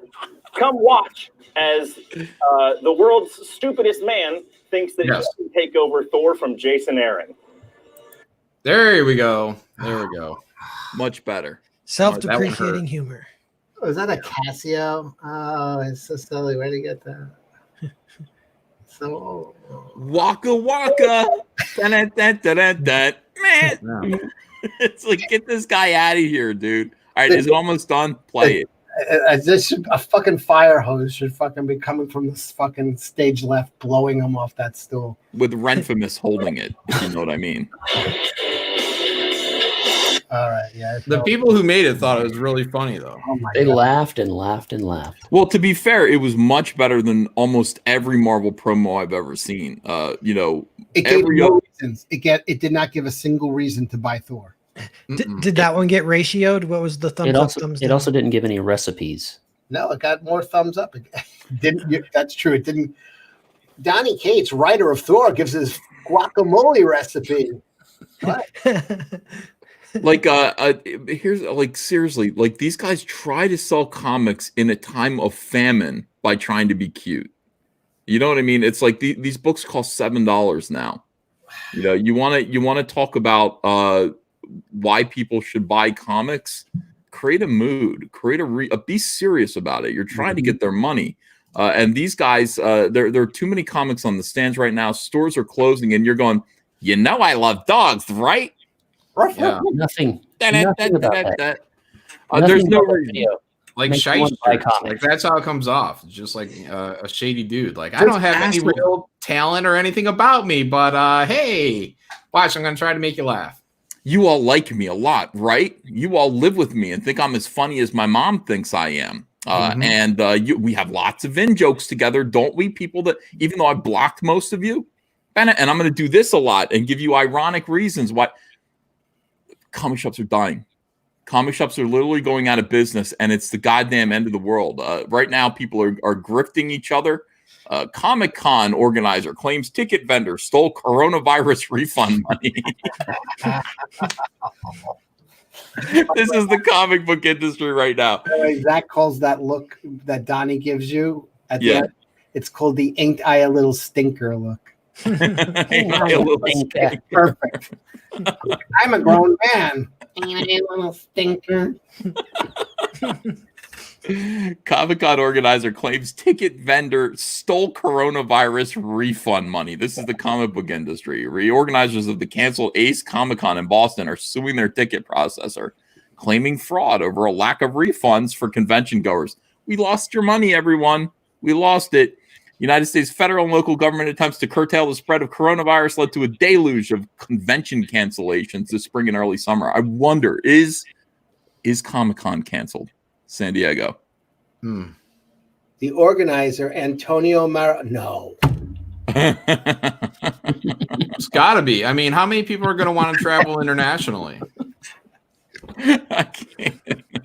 That's fucking the end, man. It's just a bunch of criminals and like metrosexuals and perverts and weirdos holding up this entire industry, shoestring and bubblegum. It's so awful, dude. It is just so awful. And then you see Donny Cates up there. He's been given Thor, and he's just joking about it. Like, can you please try to sell? Imagine that. Please try to sell this book for me so I can move this out of my shops. Please. Please. No, I'm just going to goof off. I got 1 million scripts to write. I'm doing great. How are you doing? By the way, Stanley liked me. Not sure about you, though. I'm not sure about you, though. Oh, my God. I wonder if I'm going to get refunded for my Tony Bennett tickets. God damn it. Last thing he said, Stan on his deathbed was like, don't let Gates make Parker gay.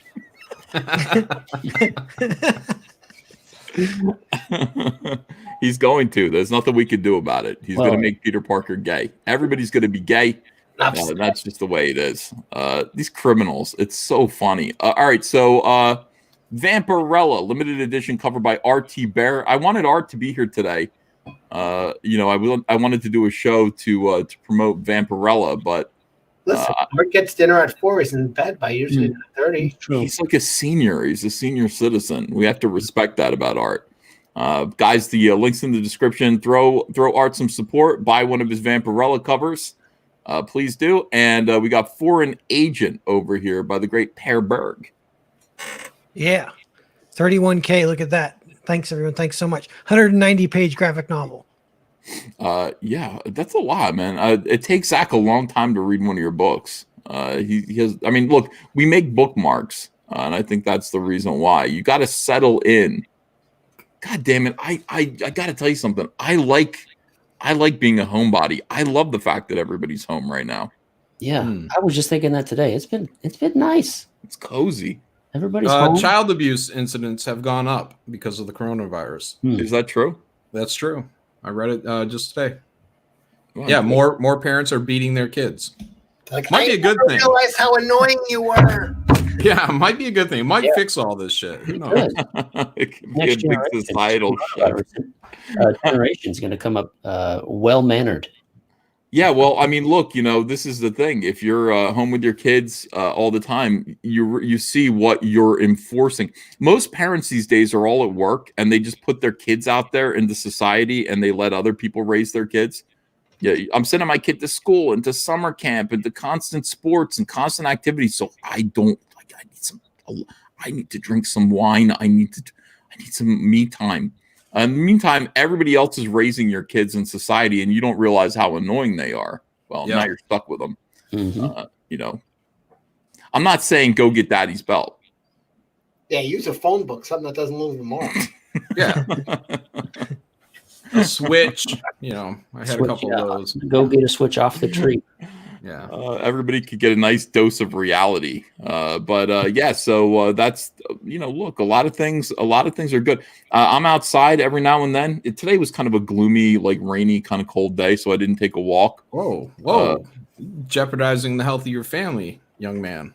In what way? He's not going to see anybody. He's by the Pine Barrens. You're not going to see that anybody. lingers in the air for up to 3 hours. No, what if you're walking on the same sidewalk where someone coughed or sneezed? No, it doesn't. That's an old wives' tale. What if you accidentally It's eat not that food? old. It's like a week old. Yeah, but the wife was old who said it. She's Oh, like 60. right. That's true. Well, I just walk around my neighborhood. It's pretty wide open and stuff, and I like seeing I'm telling you, the families are out there with their kids on the bicycles. They're like maniacs. Hi, Ethan. I only shop at 7-Eleven and I hold my breath the entire time I'm in there. That's how I do it. Everybody else. You're the guy frantically running around grabbing everything. I'm like, I got to get my burritos. I got to get my energy drinks. Got to get some nachos. They sell like Rapper brand chips now. I don't know if you guys have seen those. Rapper? Yeah. Like they chips. They make chips, snacks, rap snacks. It's like ASAP Rocky chips, something like that. You know.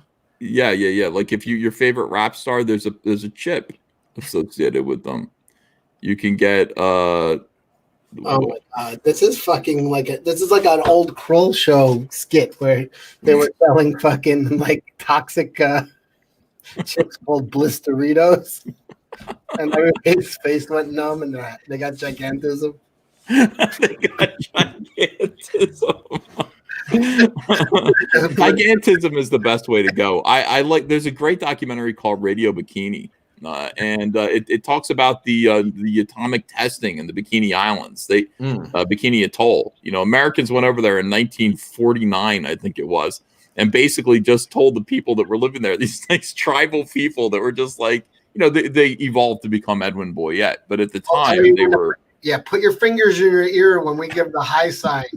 They said, God has given us the power of atomic testing, and God has chosen your island, and we're gonna, you know, we want to make sure that, you know, these nuclear weapons, these atomic weapons are kept for peaceful purposes. So we want to blow up your island. So you guys, we're gonna move you. Place. Like, they chose it because that's where the military wanted to hang out, like with beautiful beaches and beautiful, like they should have been doing it on the, you know, in the Arctic or somewhere.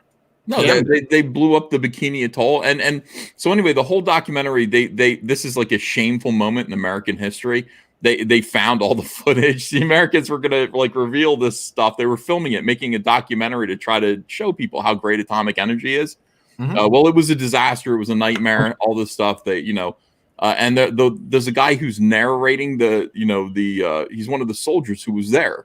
And then at the end of the documentary, he's talking about they made us go in there and fucking, you know, we tied goats to stakes in the ground. We had to poke them with a stick, you know, and they weren't doing well and stuff like that. And then the camera, we finally see him at the end, and he's got gigantism of one arm. Like he's got his arm, and it's like 1982 or something like that, you know, so it's taken a while.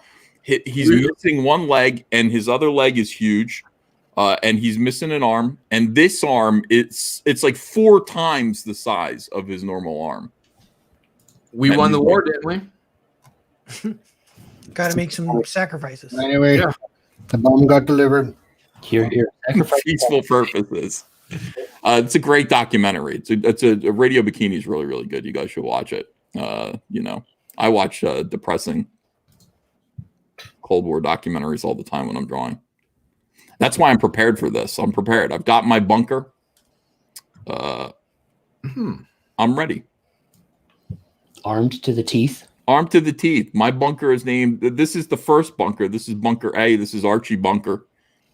This is right here. But we do. Cecil, we are building Edith Bunker for you when you come over. Edith Bunker is going to be the second bomb shelter. We'll keep you in there, and friends. We'll keep you in there, isolated with John Malin and Narwhal and Eric. Full of glory holes for shooting out of. I feel like at the end there can only be one, and it's probably going to be me. Yes, I agree. No, I think if everyone here, out of all 5 of us, who would be the last one standing? I think it would be Cecil. It's whoever's first to resort to cannibalism, and that's John Malin. Oh, Cecil would be the last. I could go weeks without eating. I think Cecil would swindle his way into victory. I can talk my way into anything. Awesome. What was the name of that documentary? I'll see if I can pull the guy up. That was called Radio Bikini. Radio Bikini. Yeah, see if you can find that poor guy. Poor guy. It was absolutely terrible. But that's what happens, man. I mean, look. I got him. You got a picture of him? Yeah, his hand looks a little large. All right, let's see. I'll share the screen if you want to show it. I'm trying to find like a good. There's a good black and white photo here. Yeah, I got it. You got it? Okay. Yeah. He looks like, I can't think of the actor's name, but he looks like the guy There it is. Yeah. Oh wow! would in Shawshank Redemption. I guess I was wrong. He does have his other arm. I guess it's his leg. His legs, I think, because he's in a wheelchair. Yeah. Yeah. I mean, I'm just so glad this guy didn't live to see smartphones, because imagine texting with that. You can't. You could not text with that phone, with that hand there. It's horrendous. But yeah, this is what the DVD looks like. Radio Bikini. Oh, it's at Walmart. If you want to enjoy this at Walmart, you can do that. Cecil. I like that Cecil looks him up right away. Somebody called him Hellboy. That's not nice at all. Don't call him Hellboy. Poor guy. All right. So in any case, here's what we're doing tonight. We are promoting a lot of comic books. We're promoting my comic book, which is Cyberfrog 2 Wrecked Planet. A lot of people are upset about this. I'm pissed. I know you're pissed, Eric. You were hit hardest by this. I was. It was devastating for my entire family, even my entire neighborhood. We're expecting a gigantism to take hold soon. You can't keep getting away with this. Why can't people just congratulate me, Cecil? I wish to God Donny Cates got up today and just sent you a congratulations tweet. Hey, I just checked out Cyberfrog. I haven't looked at it in a couple weeks. I can't believe the success. Congratulations. And flashback, Ethan, when that one guy who did the Dude in the Sun, Icarus in the Sun comic, he initially passed Cyberfrog 1. Guess what you did? You said, "Congrats, man. I just backed it." Something like that. Like, you're so classy.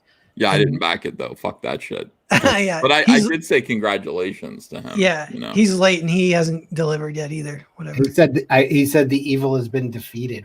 He called me the evil. He called me the evil and then said that I'd been defeated. I have not been defeated. The evil has not been defeated. They're getting triggered. They're like getting worse. Ethan derangement syndrome, Caesar derangement syndrome, more and more parallels to Trump, basically. But yeah. All right, let me see this.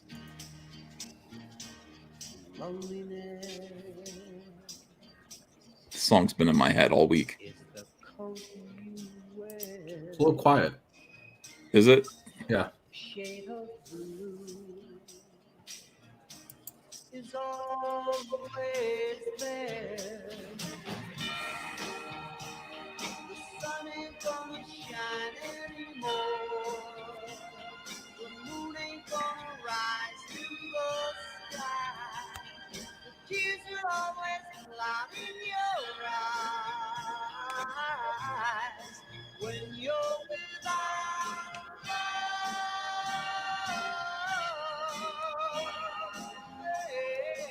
Nice.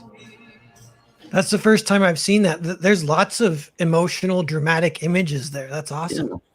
Yeah, oh man, I'm so in love with this book. I gotta say, I'm in love with the idea of doing Cyberfrog, but it is that song. When I heard that song, for the first time, I just kind of went. I pictured Cyberfrog's whole world. It does seem like this song's called "Sun Ain't Gonna Shine Anymore," and it just had an impact. It gave me goosebumps. why buy this book? Why? Because you read the first one and you want to see where the second one's going to go. But this book has so many surprises in it. It is vicious and cruel, and at the same time, it's going to make you care about these characters and their bonds of friendship and love for each other at the end of the world. And I think people right now, I think something like Cyberfrog Wreck Planet is needed right now. So that people can kind of remind you of what's important. You know, what's important is at least you're not being killed by bees. Yeah. Well, yeah, not by bees. But I mean, you've got your family, you've got your friends. Maybe hopefully you have your health and you have everything, and stay close. Fight back, certainly. But I think it's the right book for the right moment, and it's so strange that it's almost like we were predicting all this was going to happen. It's almost like things have been too good.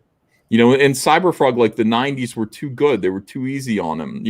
I did a reading of Cyberfrog Blood Honey last night, and it's just like the whole point is Cyberfrog was put on Earth and told, prepare for the apocalypse, prepare for the end. And, unless you're actually seeing how bad it's going to get, most people don't prepare. Donny Cates he's still in denial. These people are still in denial about what's going on. And so they're soft and unprepared. And Cyberfrog was just enjoying the 90s with Heather, drinking big fat sodas, eating fried chicken, watching TV, using Chelsin's heart to power CNN, and just having a great time. And then when it hit, nobody was prepared for it. And that's kind of how I feel about a lot of things. Yeah, the signs were there though. There was the soy bomb. Yeah, we had that too. Yeah, we did. That's like the suicidal impulse of society almost. It's just like when something's coming, you know that you're doing the wrong thing, and you're just like, you know what, take us. Like that's what soy bomb kind of represents. It's just like, we're weak, take us out. There's a very strange kind of thing that I notice with people. That they're willing to surrender to their own destruction like that. Their fear of something bad is coming, so they just quit before the bad thing even happens. Yeah. Zach says, and lo, it has been foretold that a book club shall save the industry. This is Cyberfrog, and all of Comicsgate books will very much save the comic book industry. We used to say that, and people would laugh at us and go, you guys are delusional. They're so delusional. Make bold predictions like that, because they're all coming true. We have a big head start towards keeping being the central hub for where comic books are coming from, how they're distributed, how they're created in the future. We already have a 2-year, 3-year head start on that. These guys all are going to be playing catch up with us. Hey, it's been said before, we're Noah's Ark. And, you know how that story ends, so we all have to have sex with one another. Is that how it ends? I never finished that story. No. So it's you guys, or it's the animals? Right. Okay. You have to repopulate somehow. I thought it was just Noah and his sons.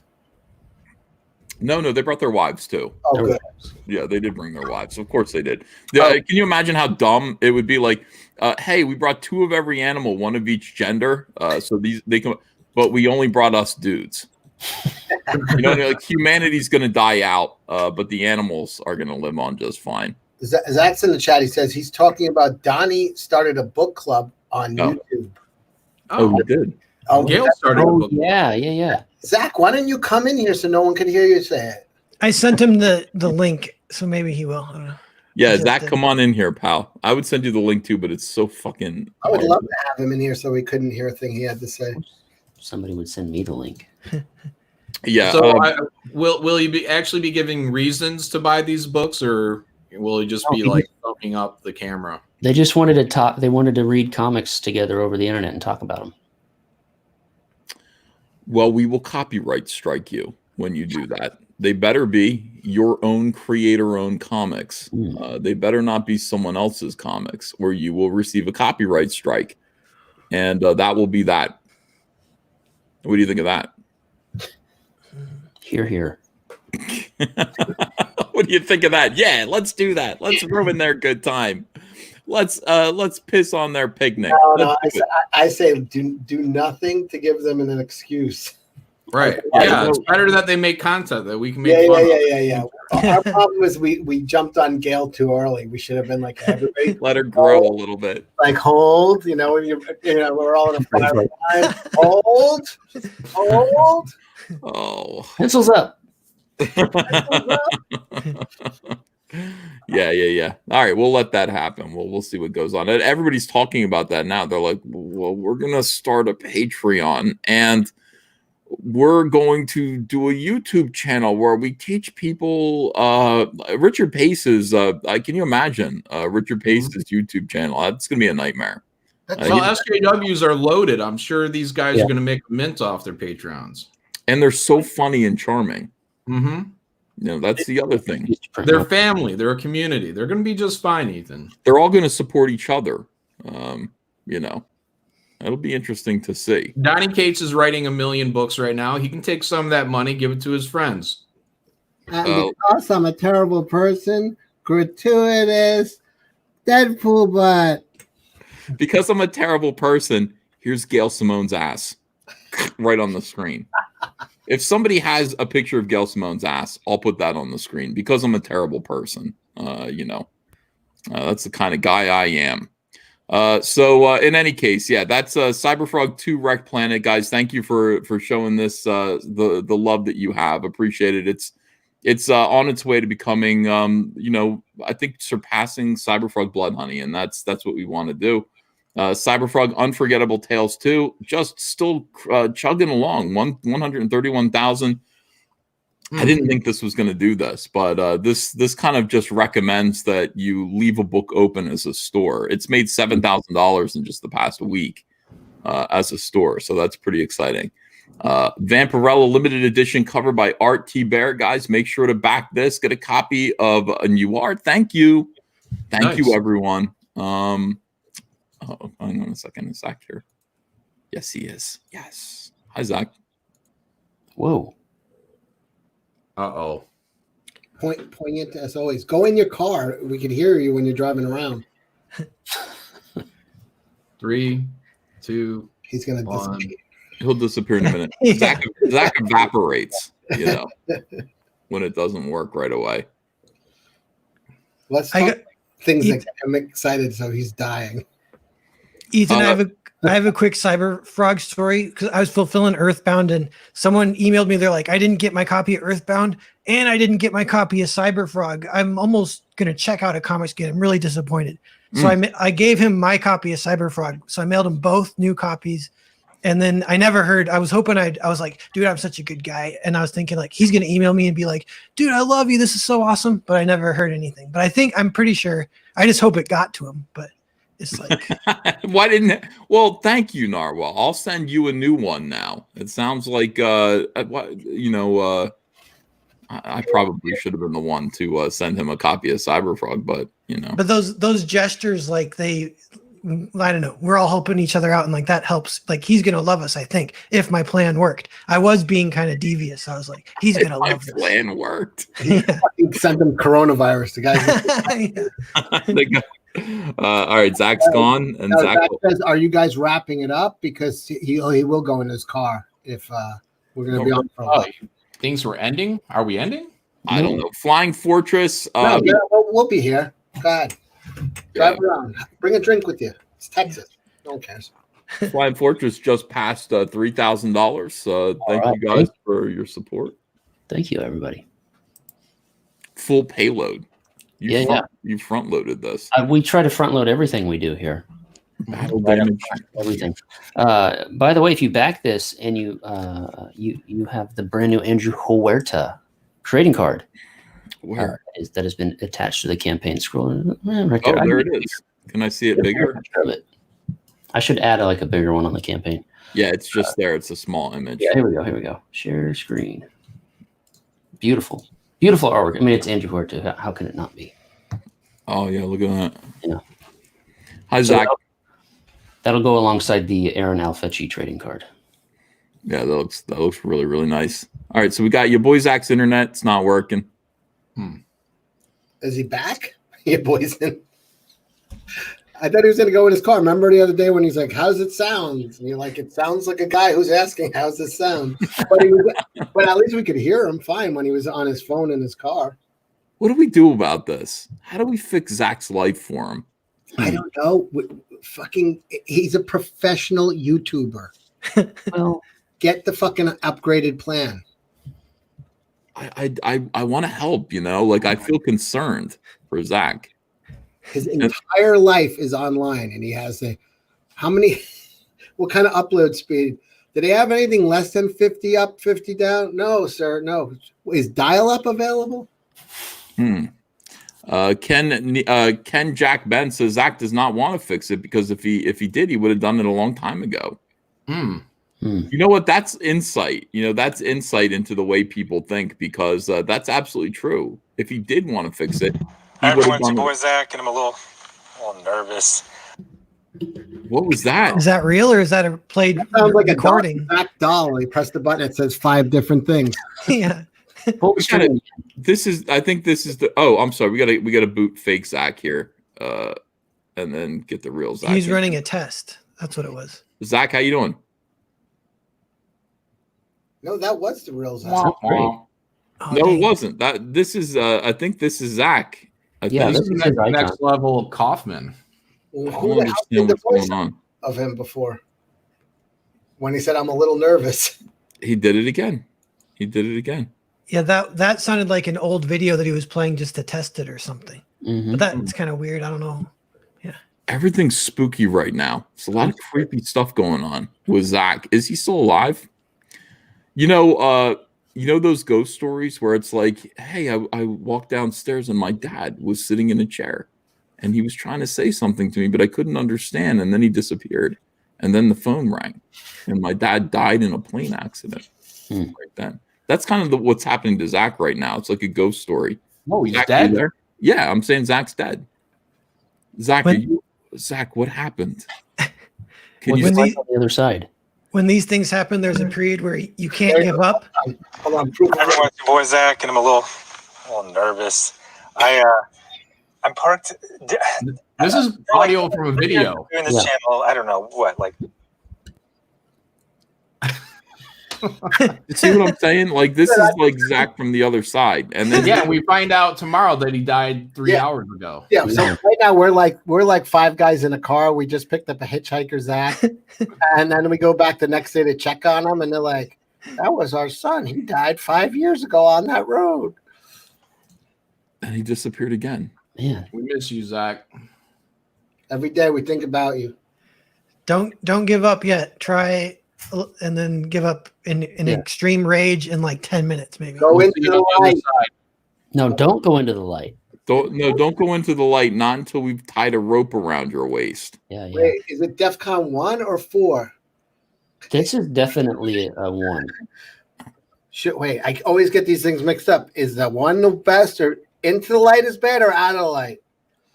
You don't want to go into the light. Well, if until you have to go into the light, then you want to go into the glory hole. Do I turn out of? If I'm sliding on ice, do I turn out of the skid or into the? You want to kind of turn into the skid a little bit, not out of the skid. See, this is why I'm fucked up. You turn into the skid, but you walk out of the light.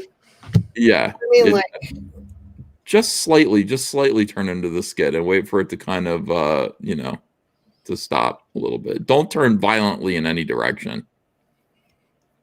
That's what I would say to you. At this size, I can't. Yeah.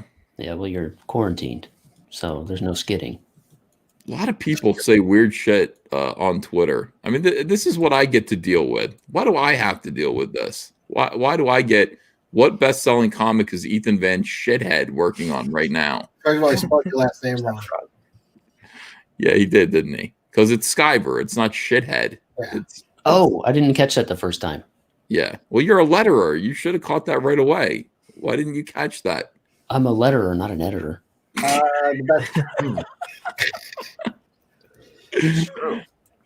It's true. There was a mistake in Cash Grab that he didn't catch. Oh, is that right? Oh, man. No, because There's only a few pages of cash grabs The on it. turtle's name is Shelly. Yeah. And for some reason, Donald put the sign up that said, happy birthday, Shelly. And he put an EY. And then, which is the wrong way. Eric did it the right way. In the dialogue, it's Shelly, Shelly. Well, I didn't know the script. Fix it. Fix it now. Zach, how are you? Hey there. I can hear him. Hold on. Carol Ann? Carol Ann. Mommy, I'm high. I can't find you. Help me, Mommy. Help me. The tree got him in the front yard. Mm-hmm. God damn it. It's creepy. That's still a scary movie. Poltergeist is one of the best horror movies ever. Yeah, that tree scared the shit out of me as a kid. And we had the same tree in our front yard growing up. That's why Hunter did One Dirty Tree, the book about my family. So we had the same fucking tree. And then Steven Spielberg. Wait, Hunter did a book about your family? Not Hunter, Noah. What am I saying? Noah, my brother Noah. Wow. Yeah. Isn't that weird? My little brother, and then that becomes my son, my 21-year-old son. Yeah, it wasn't Hunter. It was Noah. I would never watch that show, Coach, because I always expected that at some moment, they'd realize that they moved the headstones, but they didn't remove the graves. Right. I don't think Zach. I don't know what's going on with Zach that he can't just come in here and live stream. But I think it's devastating. I think it's absolutely devastating to Zach, and he does need to fix it. It is a problem that he needs to fix. Can we crowdfund his internet? Yes. Yeah, of course we could. We could try it. I think it would piss a lot of people off, but we could what would you pay to have Zach doing those scrolling down? I think we should do a combo fund for him. It would be haircuts, sneakers, and internet fund for Zach. I told Zach, I said, Zach, if you put your address, if you open a P.O. box and you tell people what your shoe size is, people are going to be sending you. I'll have fucking Jordans like tomorrow. Yeah. People are going to send you really expensive shoes. He's like, I'm not doing that. I wonder if it's like the Google Mafia or something messing with him, like shadow banning his audio. But anyway, he responded. He said, not working. I'm not going to be able to do live streams anymore ever. Like, I think he's just defeated a little bit. He is pissed. Yeah. That's Zach giving up. Just Come back to giving New York. up. Stop living on the border of Tijuana or wherever the hell you are. Yeah, I don't. Because that's weird because he tried different devices and stuff too. So I don't know. Why won't he just move back to New York? Where the internet is flows like wine. In a couple months. Saget in chat said to send him internet gas. Mr. Biggins said he texted me. He's drunk. Okay. Yeah, I guess I get that. All right, let me read some super chats here. Jason Nix, thanks for joining the channel. You're going to get a Rumblebee trading card. That Rumblebee trading card is really, really nice too. I'll show you really quick. People who join the channel are getting a Rumblebee trading card, and everyone who joins the channel, you're kind of on this kind of trading card subscription list. These are exclusive Cyberfrog trading cards that are only available for people who subscribe to the channel, who join the channel. I mean, not subscribe to the channel. Channel members. It costs $4.99 a month. So this is the Rumblebee card. This is R2. R1 is going to be the Vespis. R stands for Rogues. So this is a whole subset of cards. Rumblebee, his real name's Krustin Carpenter, insect human hybrid, homeworld Earth, height 6'2". I didn't realize he was so tall, but he is. Weight 202 pounds. He's not that heavy. What do you mean you didn't realize? You created him. Yeah. I in relation to Cyberfrog, I actually looked at them side by side, and I went, "He's tall." Like I was trying to figure out how big, he is, and he's Dan Fraga height. Yeah, he's about Dan Fraga's height, but he's lightweight because he's fairly lightweight because he can fly. Yeah, he can fly. Rumblebee is gifted. I was going to make him 80 pounds, and then I went, "No, he can't be 80 pounds."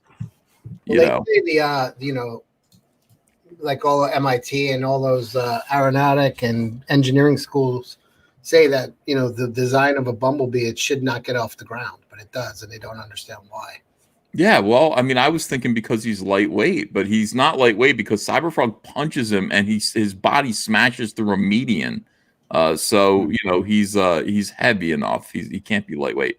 Rumblebee is gifted with enhanced strength and speed. He can lift 2 tons, and with this is going to be laser wings, not digital wings, laser wings.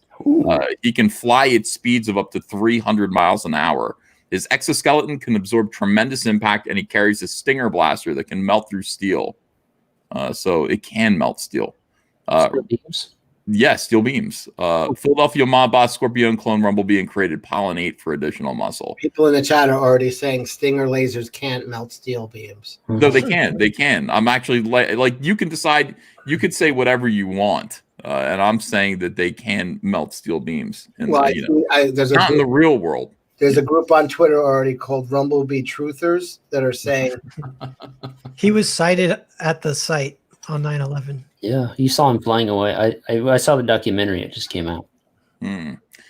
First appearance is Cyberfrog Reservoir Frog #1 from 1996. So this is the card. It's pretty. I got to fix a couple of things. He zoomed in. By the way, I'm looking at that group on Twitter, the Rumblebee Truthers. They're saying he's from Israel. He's from Israel? Yeah. Oh, okay. I don't know what that means. I don't either. But in any case, yeah, this is the first draft of the card. It'll be ready. We're gonna get the cards printed up and sent out to you guys. Dun, dun, dun, dun, dun. Pretty exciting. I like making things. I like being able to just be like, I'm gonna make a poster. I'm gonna make cards. I don't see John making anything. Yeah, John. Nothing at all. By the I way, was making something today. I was making layouts for the Cyberfrog Jawbreakers Graveyard Shift crossover book. Yeah. Viru Kasaki 86 just joined the channel. They are going to receive a Rumblebee card. All right, Ethan and C. So, what was he gonna say? This is a long one. He's reading something right now. DW in chat says that Malin has 1 million scripts. It's true. Am I back yet? Yeah. Welcome. I'm back now. Okay. Yeah. I can tell when I've frozen because somebody immediately talks over me when I'm in the middle. I'm like, oh shit. We're not being rude. No, I'm frozen. Mike Dalton says Ethan and Cecil walk into a bar. 200 Watt Studio says stay healthy, guys. Angry Battling says EVS, you're live. Praise the sun. Doomnatron says please do King Kong versus Cyberfrog True Romance. Where is that coming from? A lot of people are saying that. That must have happened in someone else's live stream. Dr. Ian Malcolm. I know what it was. What was it? King Kong? Do you know what this is from, John? We weren't supposed to bring it up, Cecil. Oh, never mind. Oh, are you guys talking about the frog thing? Yeah. How dare you? There was there was a video of a chimpanzee that picked up a bullfrog and was. So we were saying this is like the crossover of the Jawbreakers monkey with the giant monkey and Cyberfrog. How the fight? I wasn't saying it. I was not saying it. I can neither confirm nor deny that I was there. I hear the stream was taken down.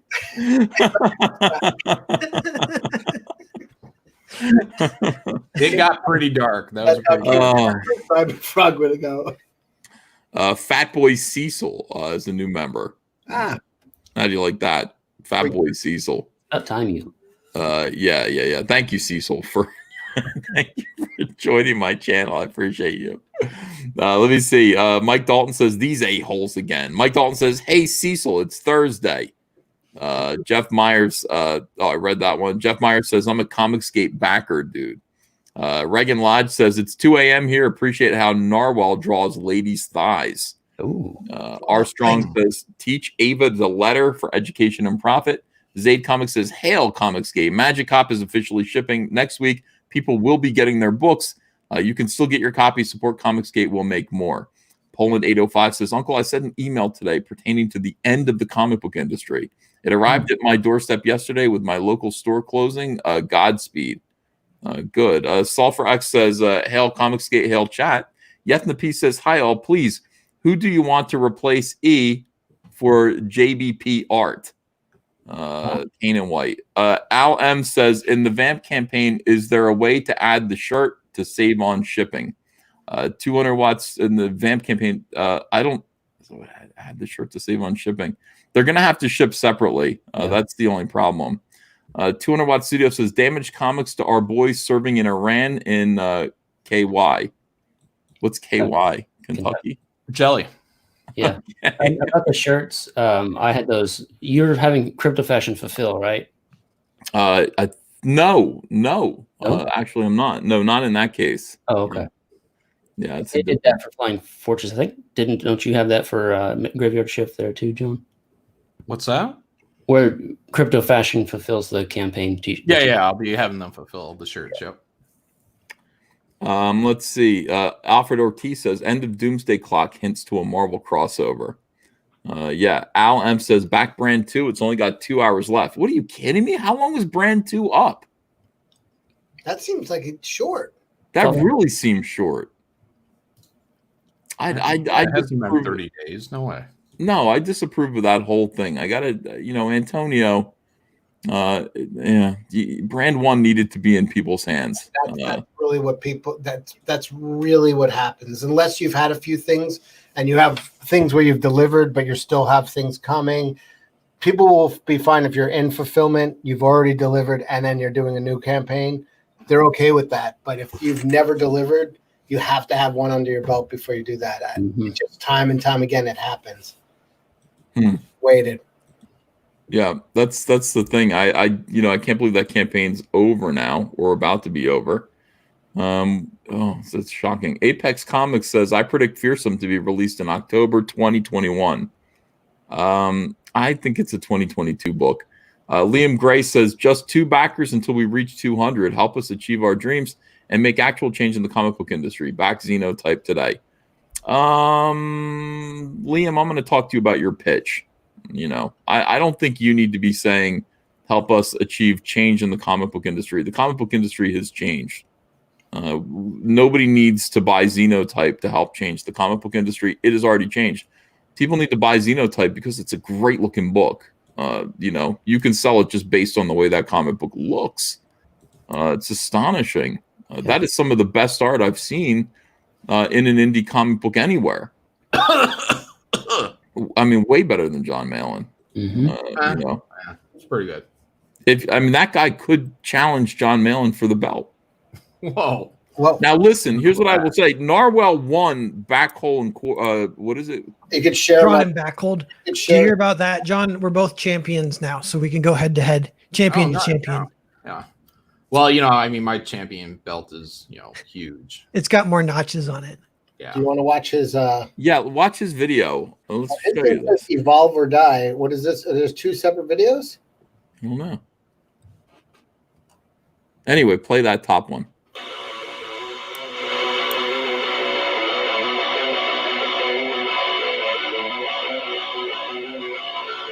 Go full screen.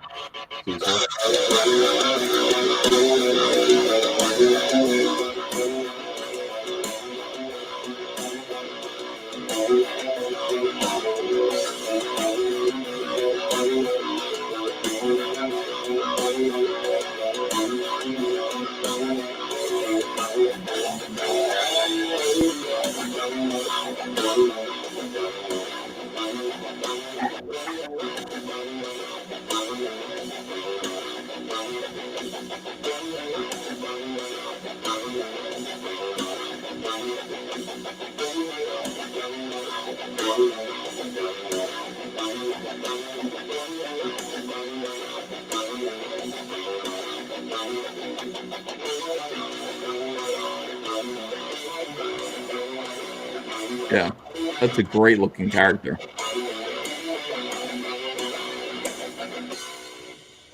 Yeah, that looks God good. damn. Yeah. Are there any guys in the book, or is it all chicks? No, it does. Sure. Manga characters are drawn very effeminately, but that's a beautiful, beautiful comic. The art is just undescribable. It really is fantastic. So I would say I could get Liam on here with his artist, because his artist is like 19 years old or something. Is that right? He's really young. Yeah. Odie. Yeah, he's 19. He's Grecian. And he works out, so he's got Grecian arms. Yeah. Well, get him in here, and what the hell are you talking about? I don't know why Narwhal's talking about him like that. Yeah, he's a 19-year-old with Grecian arms. Get him in. It's not like I'm in love with him or anything. Right. There's this turn of phrase. I think his name is Odie. It's not like I'm in love with him. Odysseus. Yeah, it's short for Odysseus. Yeah, the guy's great. And this is the thing. Like, we got to introduce him. I got too much on my shoulders. I got to get more people in here. Yeah, he draws great chicks too, man. Look. Yeah, that's not a chick. That's a male. No, that's definitely a chick. No, it's a guy. Wow. That's the way manga characters look. They all look. Yeah, I see what you're saying. Like that, he does look like Brie Larson in that scene where she was wearing a baseball cap in Captain Marvel. That's a guy. There's no cock. Yeah, it goes all the way around the back. His cock's hanging. The turtle comes out the tail. I taught John about that the other day. What'd you teach me? That turtles' dicks are in their tails. Hell no, I taught you that because you guys you saw the same video I did, but everyone conveniently forgot that. Like, well, I heard it from Cecil, and it was my pitch to Nickelodeon to borrow the turtles. Yeah, so far 18 pack. If you go down to the taint. Mm-hmm. Yeah, I would have left it in black and white. I see it in color, but it looks really good in black and white. What do you think, John? Yeah, mangas are already known for being in black and white. I don't think it would have hurt. I think maybe a color version later down the line, like a second campaign would have been interesting. Mm-hmm. Does he offer one in? I think he must. Yeah, he offers it in color or black and white. Silver, gold, silver. Yeah, I do. I would have done it like a laser though. I've been like, here's your manga. Let's offer this one, see how that one does, and then we'll do another one. Yeah, animal penis expert, affirmative. Look, if that chick was a frog, I would be the chimpanzee to that chick. Whoa. Yeah. You're talking about the main character who's a dude? Is that what you're talking about?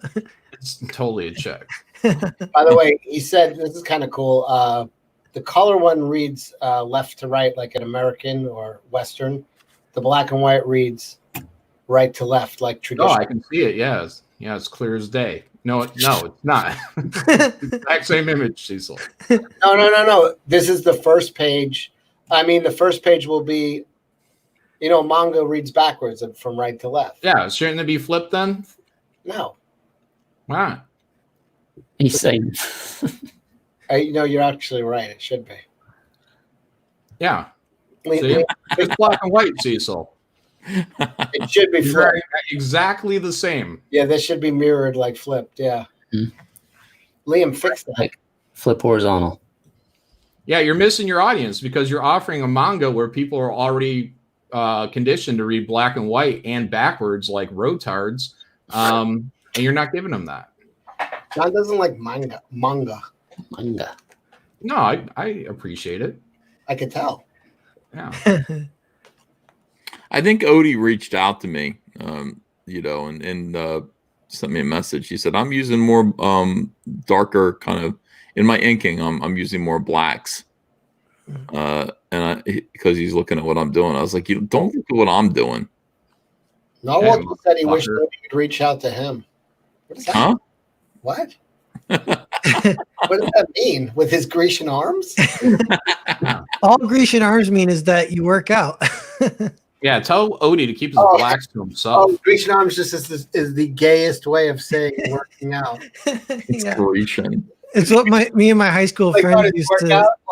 Yeah, we'd do arm day and we go like, check out these Grecian arms. Look at this. Oh, it's an inside joke, eh? Scipio says that crossover picture's weird. Marvel's characters don't even look like that anymore. Liam Gray says MCDC is not actually an attempt to save the industry. It's a desperate attempt for one last cash grab. Well, we support that. Yeah. Shoot me a DM on Twitter if you want me on EVS.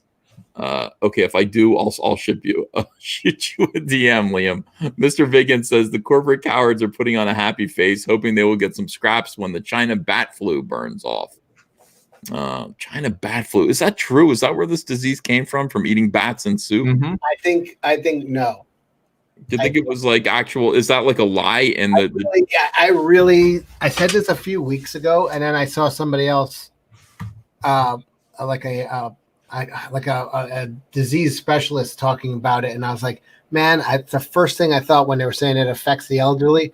Chinese have a huge problem because of the one-child nation rule, where there's no one to take care of the elderly. It's a burden because they didn't have a huge population.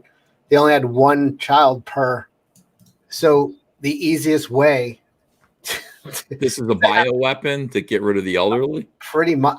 It looks like that. And the thing is, they have that thing called a wet market. It's in the same town as as their bio research lab. And it just spread like wildfire. So they have these wet markets. If you have to see them, it's the most unsanitary thing you've ever seen in your life. Disgusting. Like just gutting like mongooses and bats and any animal you could think that you've never thought you should eat. They're just literally in cages, and then they just pull them out, gut them, stick a stick through them, and sell them like with the blood dripping off it. It's like I saw a picture of a kid just eating a frog that they hammered with a mallet. That kid's name was that's Miller. No prep. Yeah.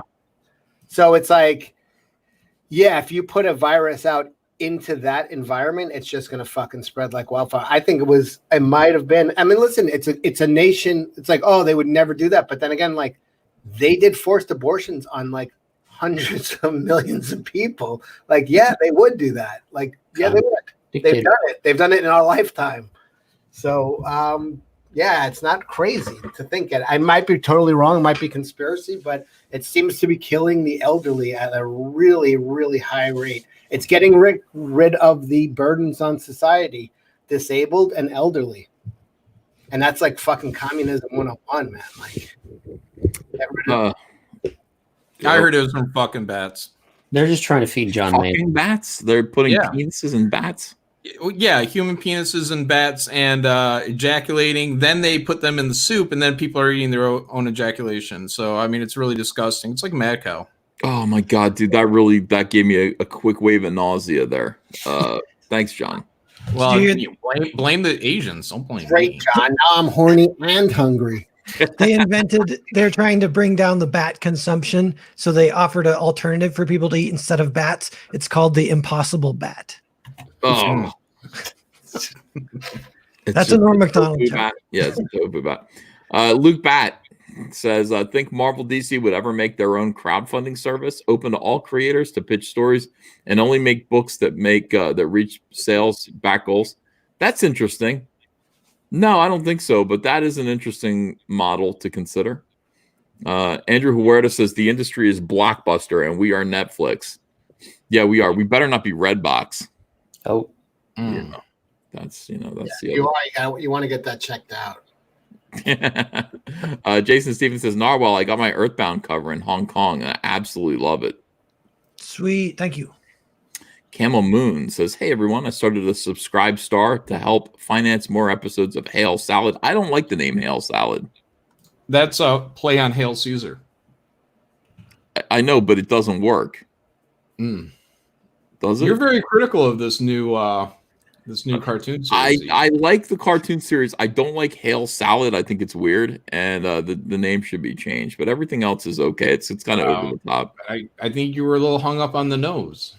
Yeah, you were upset that Don't tell me like and the shoes. Didn't you not like the shoes as well? You were given a human form. I was literally an insect, and I'm not even. I'm a disembodied Cerebus. Yeah, but you're cool. Doug Tenaple is a shitting. What is Doug Tenaple in that? He's a flying foot bat. Yes, he's a foot bat that shits. I don't know what Camel Moon's like doing, but drugs. Yeah, drugs. Send some of that my way. Andrew Huerta says, and he says, is this something you guys are interested in? Yes, we are, but change the name. I don't like Hail Salad at all. I don't like that name. Call it almost anything else. Don't let him push it around. Do whatever you want. I don't. The nose Andrew just got 2 feet bigger. I don't care. That's funny. Andrew Huerta says denial, anger, bargaining, depression, and acceptance. That's what we're going to see the comic book industry go through. All right. People in the chat are saying, I kind of like Hail Salad. All right. Let me see. Gale Caesar Salad. Other people are coming up with alternate names. Whale Salad. Who knows? Hail Nose Job, says Perth Comics. How dare you? Ethan, you've worked with Dynamite and licensed Vampirella, says Riot Press Productions for $10. If a similar situation opened up like this in the future, would you do a Green Lantern Cyberfrog thing? Cyberfrog with a ring. I got to tell you, a lot of people ask me this question, and not unlike ejaculating in a bat, the idea makes me nauseous. And I don't want to get people upset by saying, fuck no. Because I like people imagining things and being excited about possibilities, but I have zero interest in ever drawing Green Lantern again. If I were to live the rest of my life and never draw another corporate character, that would be fine with me. The reality of what we're doing, of owning our own characters, of working on things that we're inventing, creating, and can keep forever, is wonderful. This isn't just this isn't second prize. This is first prize. We're getting paid enormous amounts of money to do things that we own. Why would I ever want to go back and draw characters that other people own again, like Green Lantern? And I said everything I think I needed to say with Green Lantern. I don't.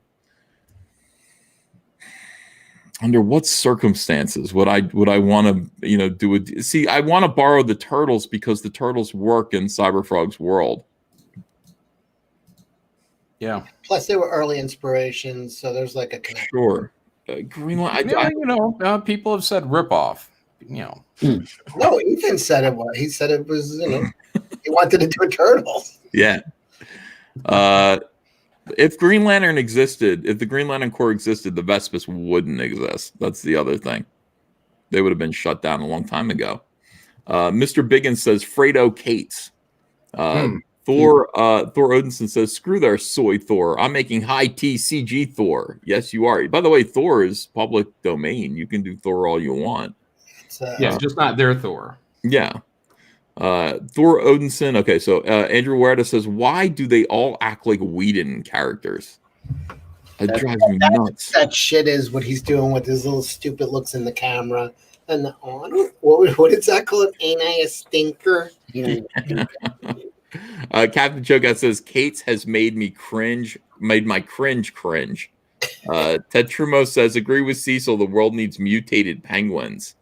And Veru Kusaki 86 says, did you see the story about the Wegmans in New Jersey? What happened? I don't know. Danny Rendon says Doug is a foot because when people ask him to show feet on stream, he does. They're terrifying. Oh. Ew, Doug shows his feet on a live stream? I was unaware. At least it's not his face. Oh my God, dude. Doug has got a all right, hold on. Wegmans, New Jersey. Story today. Let me see if I can find it in the news. Oh yeah, look at this coronavirus story here. Stop selling Batcom now. A lot of coronavirus stuff. It's funny because like my midsection hurts right now because I'm fat and I'm leaning over the table working on like a triple page spread and I'm sore here and it's making me paranoid. It's like I'm leaning against the desk too hard and I'm sore around my rib cage and I'm like, oh, I'm dying. I have coronavirus. Well, you are walking your infested neighborhood. Yeah. It's dangerous. Just undo your belt buckle. That's what I do. So that's a XXX spread doing a triple page. No, a triple spread, triple page spread, not triple X. Saying you are like a triple XL spread doing a triple page spread. Yeah, that is true. So is that going to be a fold out? No, it's a fold out wraparound cover. So like Okay. see what I'm saying? So All right. Yeah. Nice. coronavirus. New Jersey man charged with terroristic threats for allegedly coughing on Wegmans worker. When a Wegmans worker asked the man to step back, he leaned into her, coughed, and told her he had coronavirus. What's a Wegman? It's a grocery store. It's a high-end grocery store, and they're really, really nice. I mean, it's like, you've seen them. Everybody has these. No, I've never even heard of it. No. I'm not saying you've seen a Wegmans. Like everybody has a high-end chain of grocery stores, in their local area. Wegmans is huge, and they're known for having really, really good prepared food, thick steaks. I shop there rarely, but 1,000 types of cheese and olives, and they got yeah. They don't have Kroger. I'm sorry, yeah, Kroger. Kroger is Kroger's like I shop at ShopRite mostly when I'm doing grocery shopping, but if we go to Wegmans, I'm gonna have an $800 bill because I'm gonna buy all the expensive steaks and freeze them. It's really good. All right, so look at this guy here. You're smirking. You were arrested for being an asshole. You didn't do anything. You gained nothing from that. You gained absolutely nothing from that. Falcone, I'm famous, dummy. It's a Jersey guy here. Falcone was standing close to an employee near the store's prepared food section when the worker said, "Move back," a state attorney general said in the statement. Instead, Falcone stepped closer to her, leaned in and coughed, the statement said. He laughed, telling the woman he was infected with coronavirus. What a fucking asshole. And also telling two other employers they're lucky to have jobs. He's disgruntled from getting laid off. It's the economy. This guy will have a reality series by the end of the week, The Real House Husbands of New Jersey. Yeah, look, he's even got a chain necklace. Yes, he does. This is Jersey right here. You got to believe it. These are extremely difficult times in which all of us are called upon to be considerate of each other, not to engage in intimidation and spread fear, as alleged in this case. We must do everything we can to deter this type of conduct and any similar conduct that harms others during this emergency. Yeah, if you see this guy, he behaves this way, what are you going to do? What are you going to do? Punch this guy in the face? What do you touch him? You move him? I mean, what are you supposed to do about this? Hey, Ethan, I have an update on this article if you want to share my screen. I do want to share your screen. Well, I would if you had a screen. It's right here. Oh, here it is. Okay. Right there. Oh, no. They got me too. There I am. Except I'm at a Michael's coughing on everybody. They're like, "Please, sir, stand back." I'm like, "Fuck you. You're lucky to have a job." Comic Book Hut just clipped this. Hold up. I got something. I just saw this. It's from New Jersey. You're not going to believe this. What's going on is Ethan Manskiver. This man is a terrorist, as I've been saying. He's a criminal. I reported him to the FCC, the FEC, New Jersey Attorney General office. He is making terroristic threats at Department of Homeland Security, the Port Authority. Everybody should be, and here we are. As I've been saying, Comic Book Hut, People's Champ, always right. Here he is making terroristic threats in a shop, right? This is why we can't have letterers. The letterers are trouble. He actually put Van Sciver in bold lettering all throughout that article, replacing that guy's name. Dangerous. Very dangerous. Change the 50 to 45 of Marlton, not Freehold. Freehold is way up north. I was doing this on the fly. I do what I can. I messed up. To use this. Yeah, just send him your address, Ethan, so we can get it accurate. Well, everybody knows I'm in Marlton. I mean, everybody knows that. So you just put 45. I'm 45 years old of Marlton. Let's make that actually convincing. And let me see what else needs to be changed to make this real. Now, this is Photoshop. I'm not used to Photoshop, so bear with me. Can you delete that 50? Yeah, I will. Okay. Marlton in the southern part of the state. That's true. Oh my God! Right font. So bear with me. Poulter on his next This Week in Comicsgate.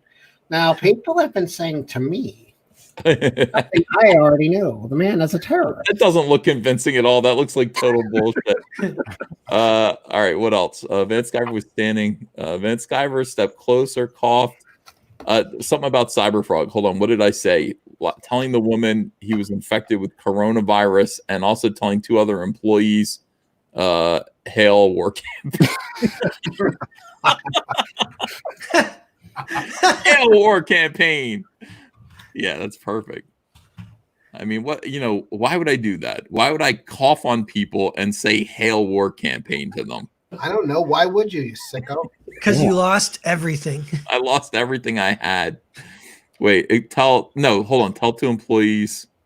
Wait. So you got to get rid of the "they are."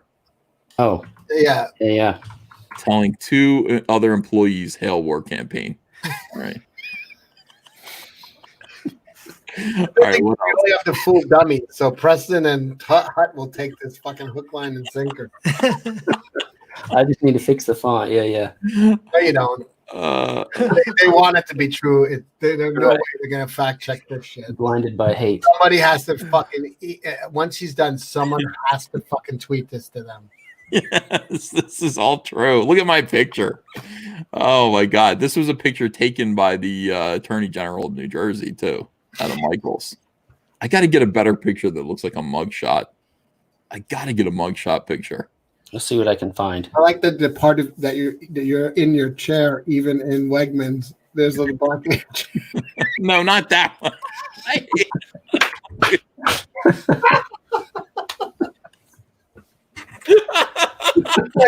no. Go back. The other one's fine.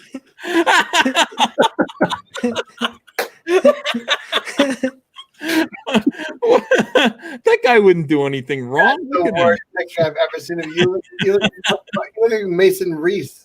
You look very 90s in that picture. I think that was like 2010 or something. 10 years ago. Yeah.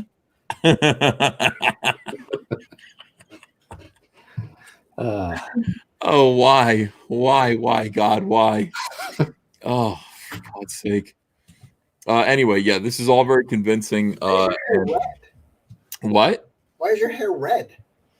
I guess it's just the my hair is kind of blonde, strawberry blonde, but I guess it looks red there. Yeah, could be just the light. My hair was strawberry blonde. Look at it. Oh, what I've lost. Yeah. I mean, I didn't even know what to do with my hair when I had it. Look at it. That's what we've I all deserve to lose it. You didn't appreciate it. I didn't appreciate it. I was like, what is this shit? Yeah. He's a gross. That's the best I can find on Google. That's not nice. I'm a gross ginger. Oh. Terrible. In that pic, I have John's eyebrows. I have eyebrows. You know. You know what, though? As much as I love this picture, they're going to know it's fake because that's obviously 20 years old. You got to put a new one so that See what I can find. The Michaels one was the closest, is the newest ish that I can find. Here we go. Hold on. I gotta do some. For God's sake.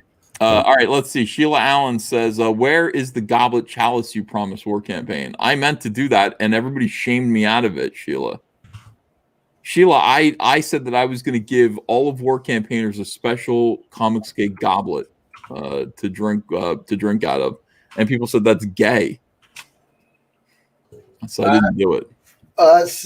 I'll do a deal with you. You could buy them flasks for the troops. It's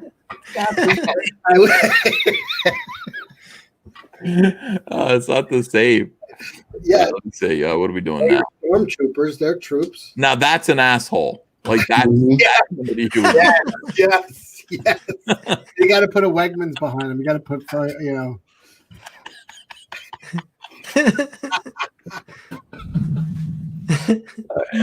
That's a perfect belligerent Jersey face of somebody who'd be like, I'm infected with coronavirus. Fuck you. Sir, Would you have a job? Sir, would you mind standing back? I got a Rose Tico shirt on. You know I'm a bad motherfucker. You don't mess with me. A little nutty. Make the nose bigger. What? There's the Wegmans behind me there. Oh my God. This is a nightmare. This is so, I mean, it's so easy. This is how easy it is. All right, get that Wegmans right up there. This is good Photoshop. Thank you. Professional.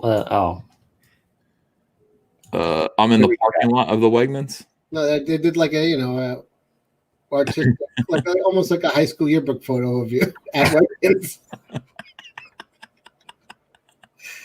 Here I am. There we go. Causing trouble. Oh. Ain't stepping back for no one, Toots. You're lucky to have a job at Wegmans. You're lucky to have a job, and now you got coronavirus. What a nightmare. This is why people should be in their house. You shouldn't have to Nanu in the chat. I'm coughing here. I feel like this should get printed out and posted around your neighborhood, Ethan. This has to be. Well, let's go through the text one more time. Don't put it in my neighborhood. Oh my God. Awful. Somebody get on Marlton Facebook community board. Mm-hmm. No, don't do that. Fuck you. Don't do that to me. No. Whatever you know. No, of course not. I like that I'm telling other employees Hail War campaign. I think that's good stuff.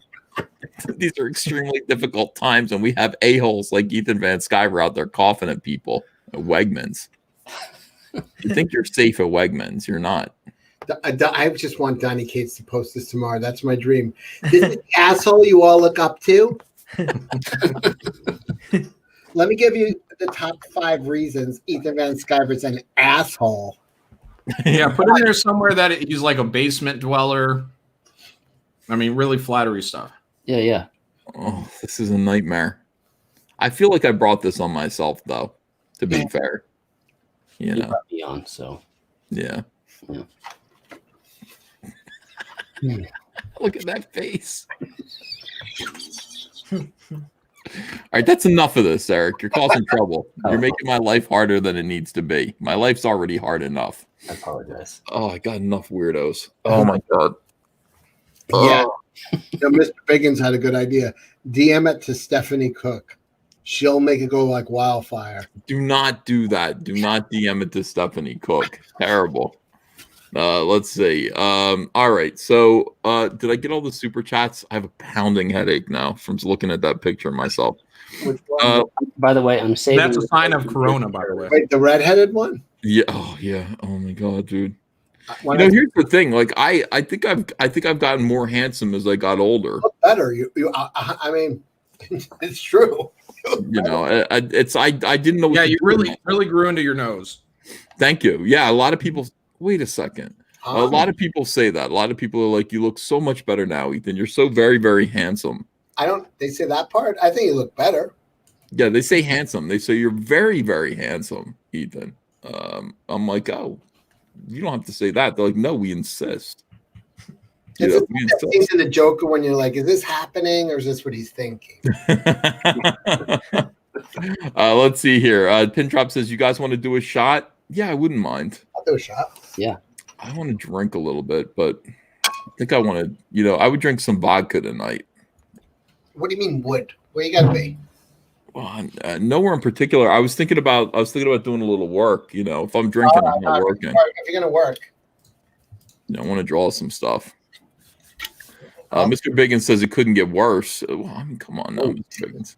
Terrible, absolutely terrible. People are drinking already. This is the thing. Like a lot of people are just in the house, just having a nice, cozy time. Watching extremism on TV. Having some drinks. You're just letting vagrants in the house. I think people are happy to be home. I think for now. I mean, eventually people will resort to cannibalism. Yeah, it might not go back to the way it was. It's going to change forever in one way or another. Yeah. My basement's fully stocked. With what? Dead bodies? No, they're alive. They're still alive.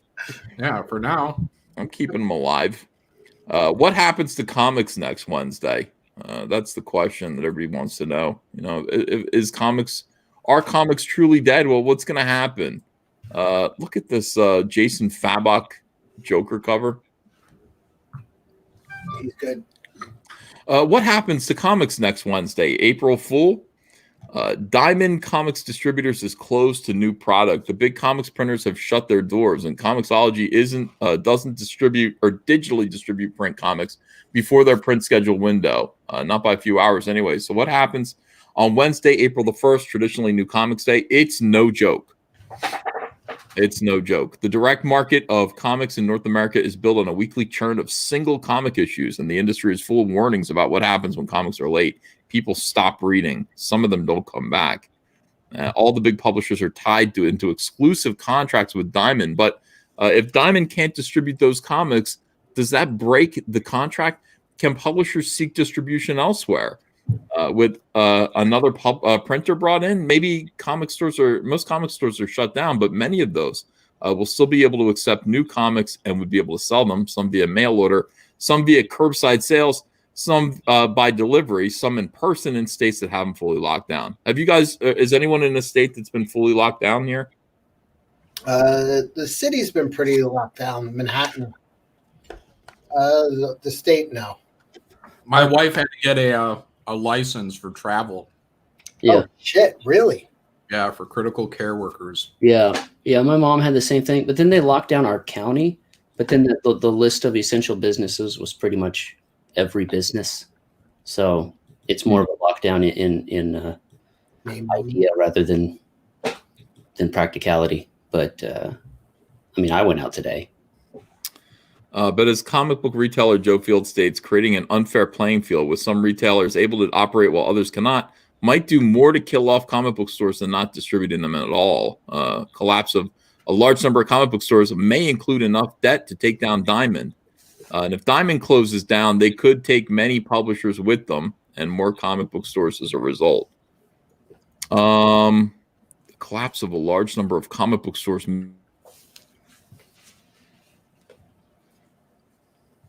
Yep. He's thinking about it. Yeah.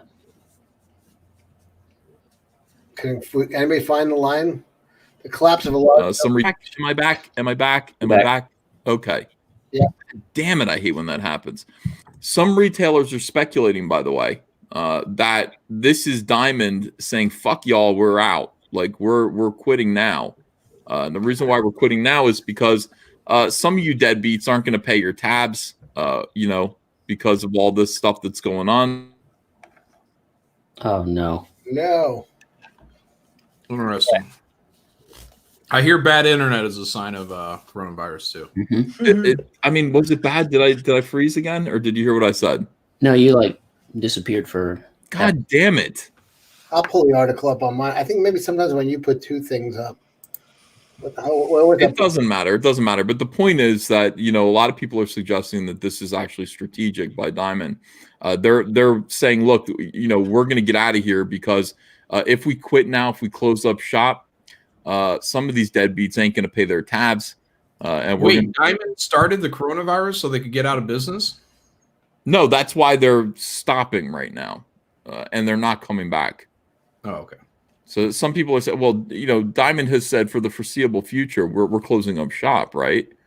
So there are some retailers who are suggesting that the reason why they're doing that is because, they don't want to get hit with, they don't want to get whacked with all the debt. The people who are going to default, comic stores who are going to default on their orders and their payments. Oh, I don't know. If that's true, that's pretty interesting. It's the end, guys. It's the end times. Donny Cates might have a different opinion. Yeah, that is too. But I think it's not coming back. Chet Hanks too. Everything going to be Irie. We got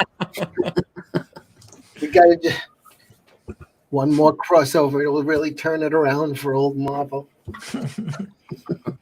I mean, that's how to come back in. I mean, I think that that's probably a conspiracy theory. Diamond is doing the smart thing. If the comic book industry is going to roar back into success again and into health, the way to do it is for everyone to go away right now and then wait until things are better. And then everyone, boom, blast right back. Everyone open their doors together. Big, exciting event. Give the soy a rest. Come back reinvigorated, excited about something. You want to know what would save it? If all the actors that play superheroes did like one actor per state doing tours of the comic book stores for like weeks, and they're never going to do that because they're fucking. Aside from getting actually Superman to fucking land at the local comic store, that no one's coming. No, they don't care. I mean, the actors who play super characters do not care about comic books. It's very sad when comic book pros go, if only we could get an endorsement from Chris Evans. Chris Evans, will you hold up this copy of Captain America? No. He'll be like, Drumpf, am I right? Yeah. Let me look at it. I'm a Nazi in this one. No, I'm not holding this shit up. Yeah, I don't know. I don't think it's going to come back. I think that's it. I think it's ball game. And we're going to continue to chronicle this here at Comic Artist Pro Secrets. We're going to watch these people cry. We're going to watch them act weird. We're watching the 7 stages of grief. In the meantime, is it 7? How many stages of grief? Or 5? 5. 5 and then 7 deadly sins. Yes. Yeah. Okay, so we're going to watch that too. In the meantime, back Cyberfrog 2, Wrecked Planet. Thank you, everyone, for supporting this enormous campaign. Really appreciate you all. Back Cyberfrog, Unforgettable Tales. Back Artie Bear's incredible Vampirella limited edition cover. Make sure that you throw him some support. Back Vengeance of Vampirella and Cyberfrog. And back Foreign Agent by Narwhal. The links are all in the description. Yeah, definitely back that. Yeah. Thanks, everyone. Hey, and sub Narwhal Books. I'm at 900 subscribers. If I get to 1,000, I can live stream from my smartphone, which I haven't bought yet, but I will buy one. Then I can live stream all sorts of fun stuff. Wow, awesome. And back Flying Fortress Battle Damage. Thank you, guys. All those links are in the description. I think I'm going to get to work, and I'm hungry. If anybody cares. You can back Cash Guy if you want. Cash Guy, you know. I'm gonna have some bad soup. Oh, I hear that. Yeah, I like to leave everyone with a message of hope, if that's all right with everyone. It isn't. Don't lie to these people, John. All right, go ahead. We're descended from great people, all of us, and our ancestors in dark and trying times. They'd often resort to improve the situation, a little bit of sacrifice. Animals, humans, and it almost always make the bad problems go away. Just saying, I don't think we're there yet, but consider it. Put it in your back pocket. Animal and human sacrifice. Yeah, that's what's missing from society. John's right. We haven't done it in a long time, and now look where we're at. I mean, even like the Bible, what was Jacob going to do? Wasn't he going to kill Isaac on the altar? No, that was Abraham. Was that right? Abraham. Yeah, sorry. Yeah. I don't see why we're not doing that right now. Why we don't implement that today. And I want that to be Gail Simone's idea suddenly for an article in CBR. Because she's a horrible person. Human sacrifices. All right. Thank you, guys. Thanks for watching. I'll see you again tomorrow with another video. Adios.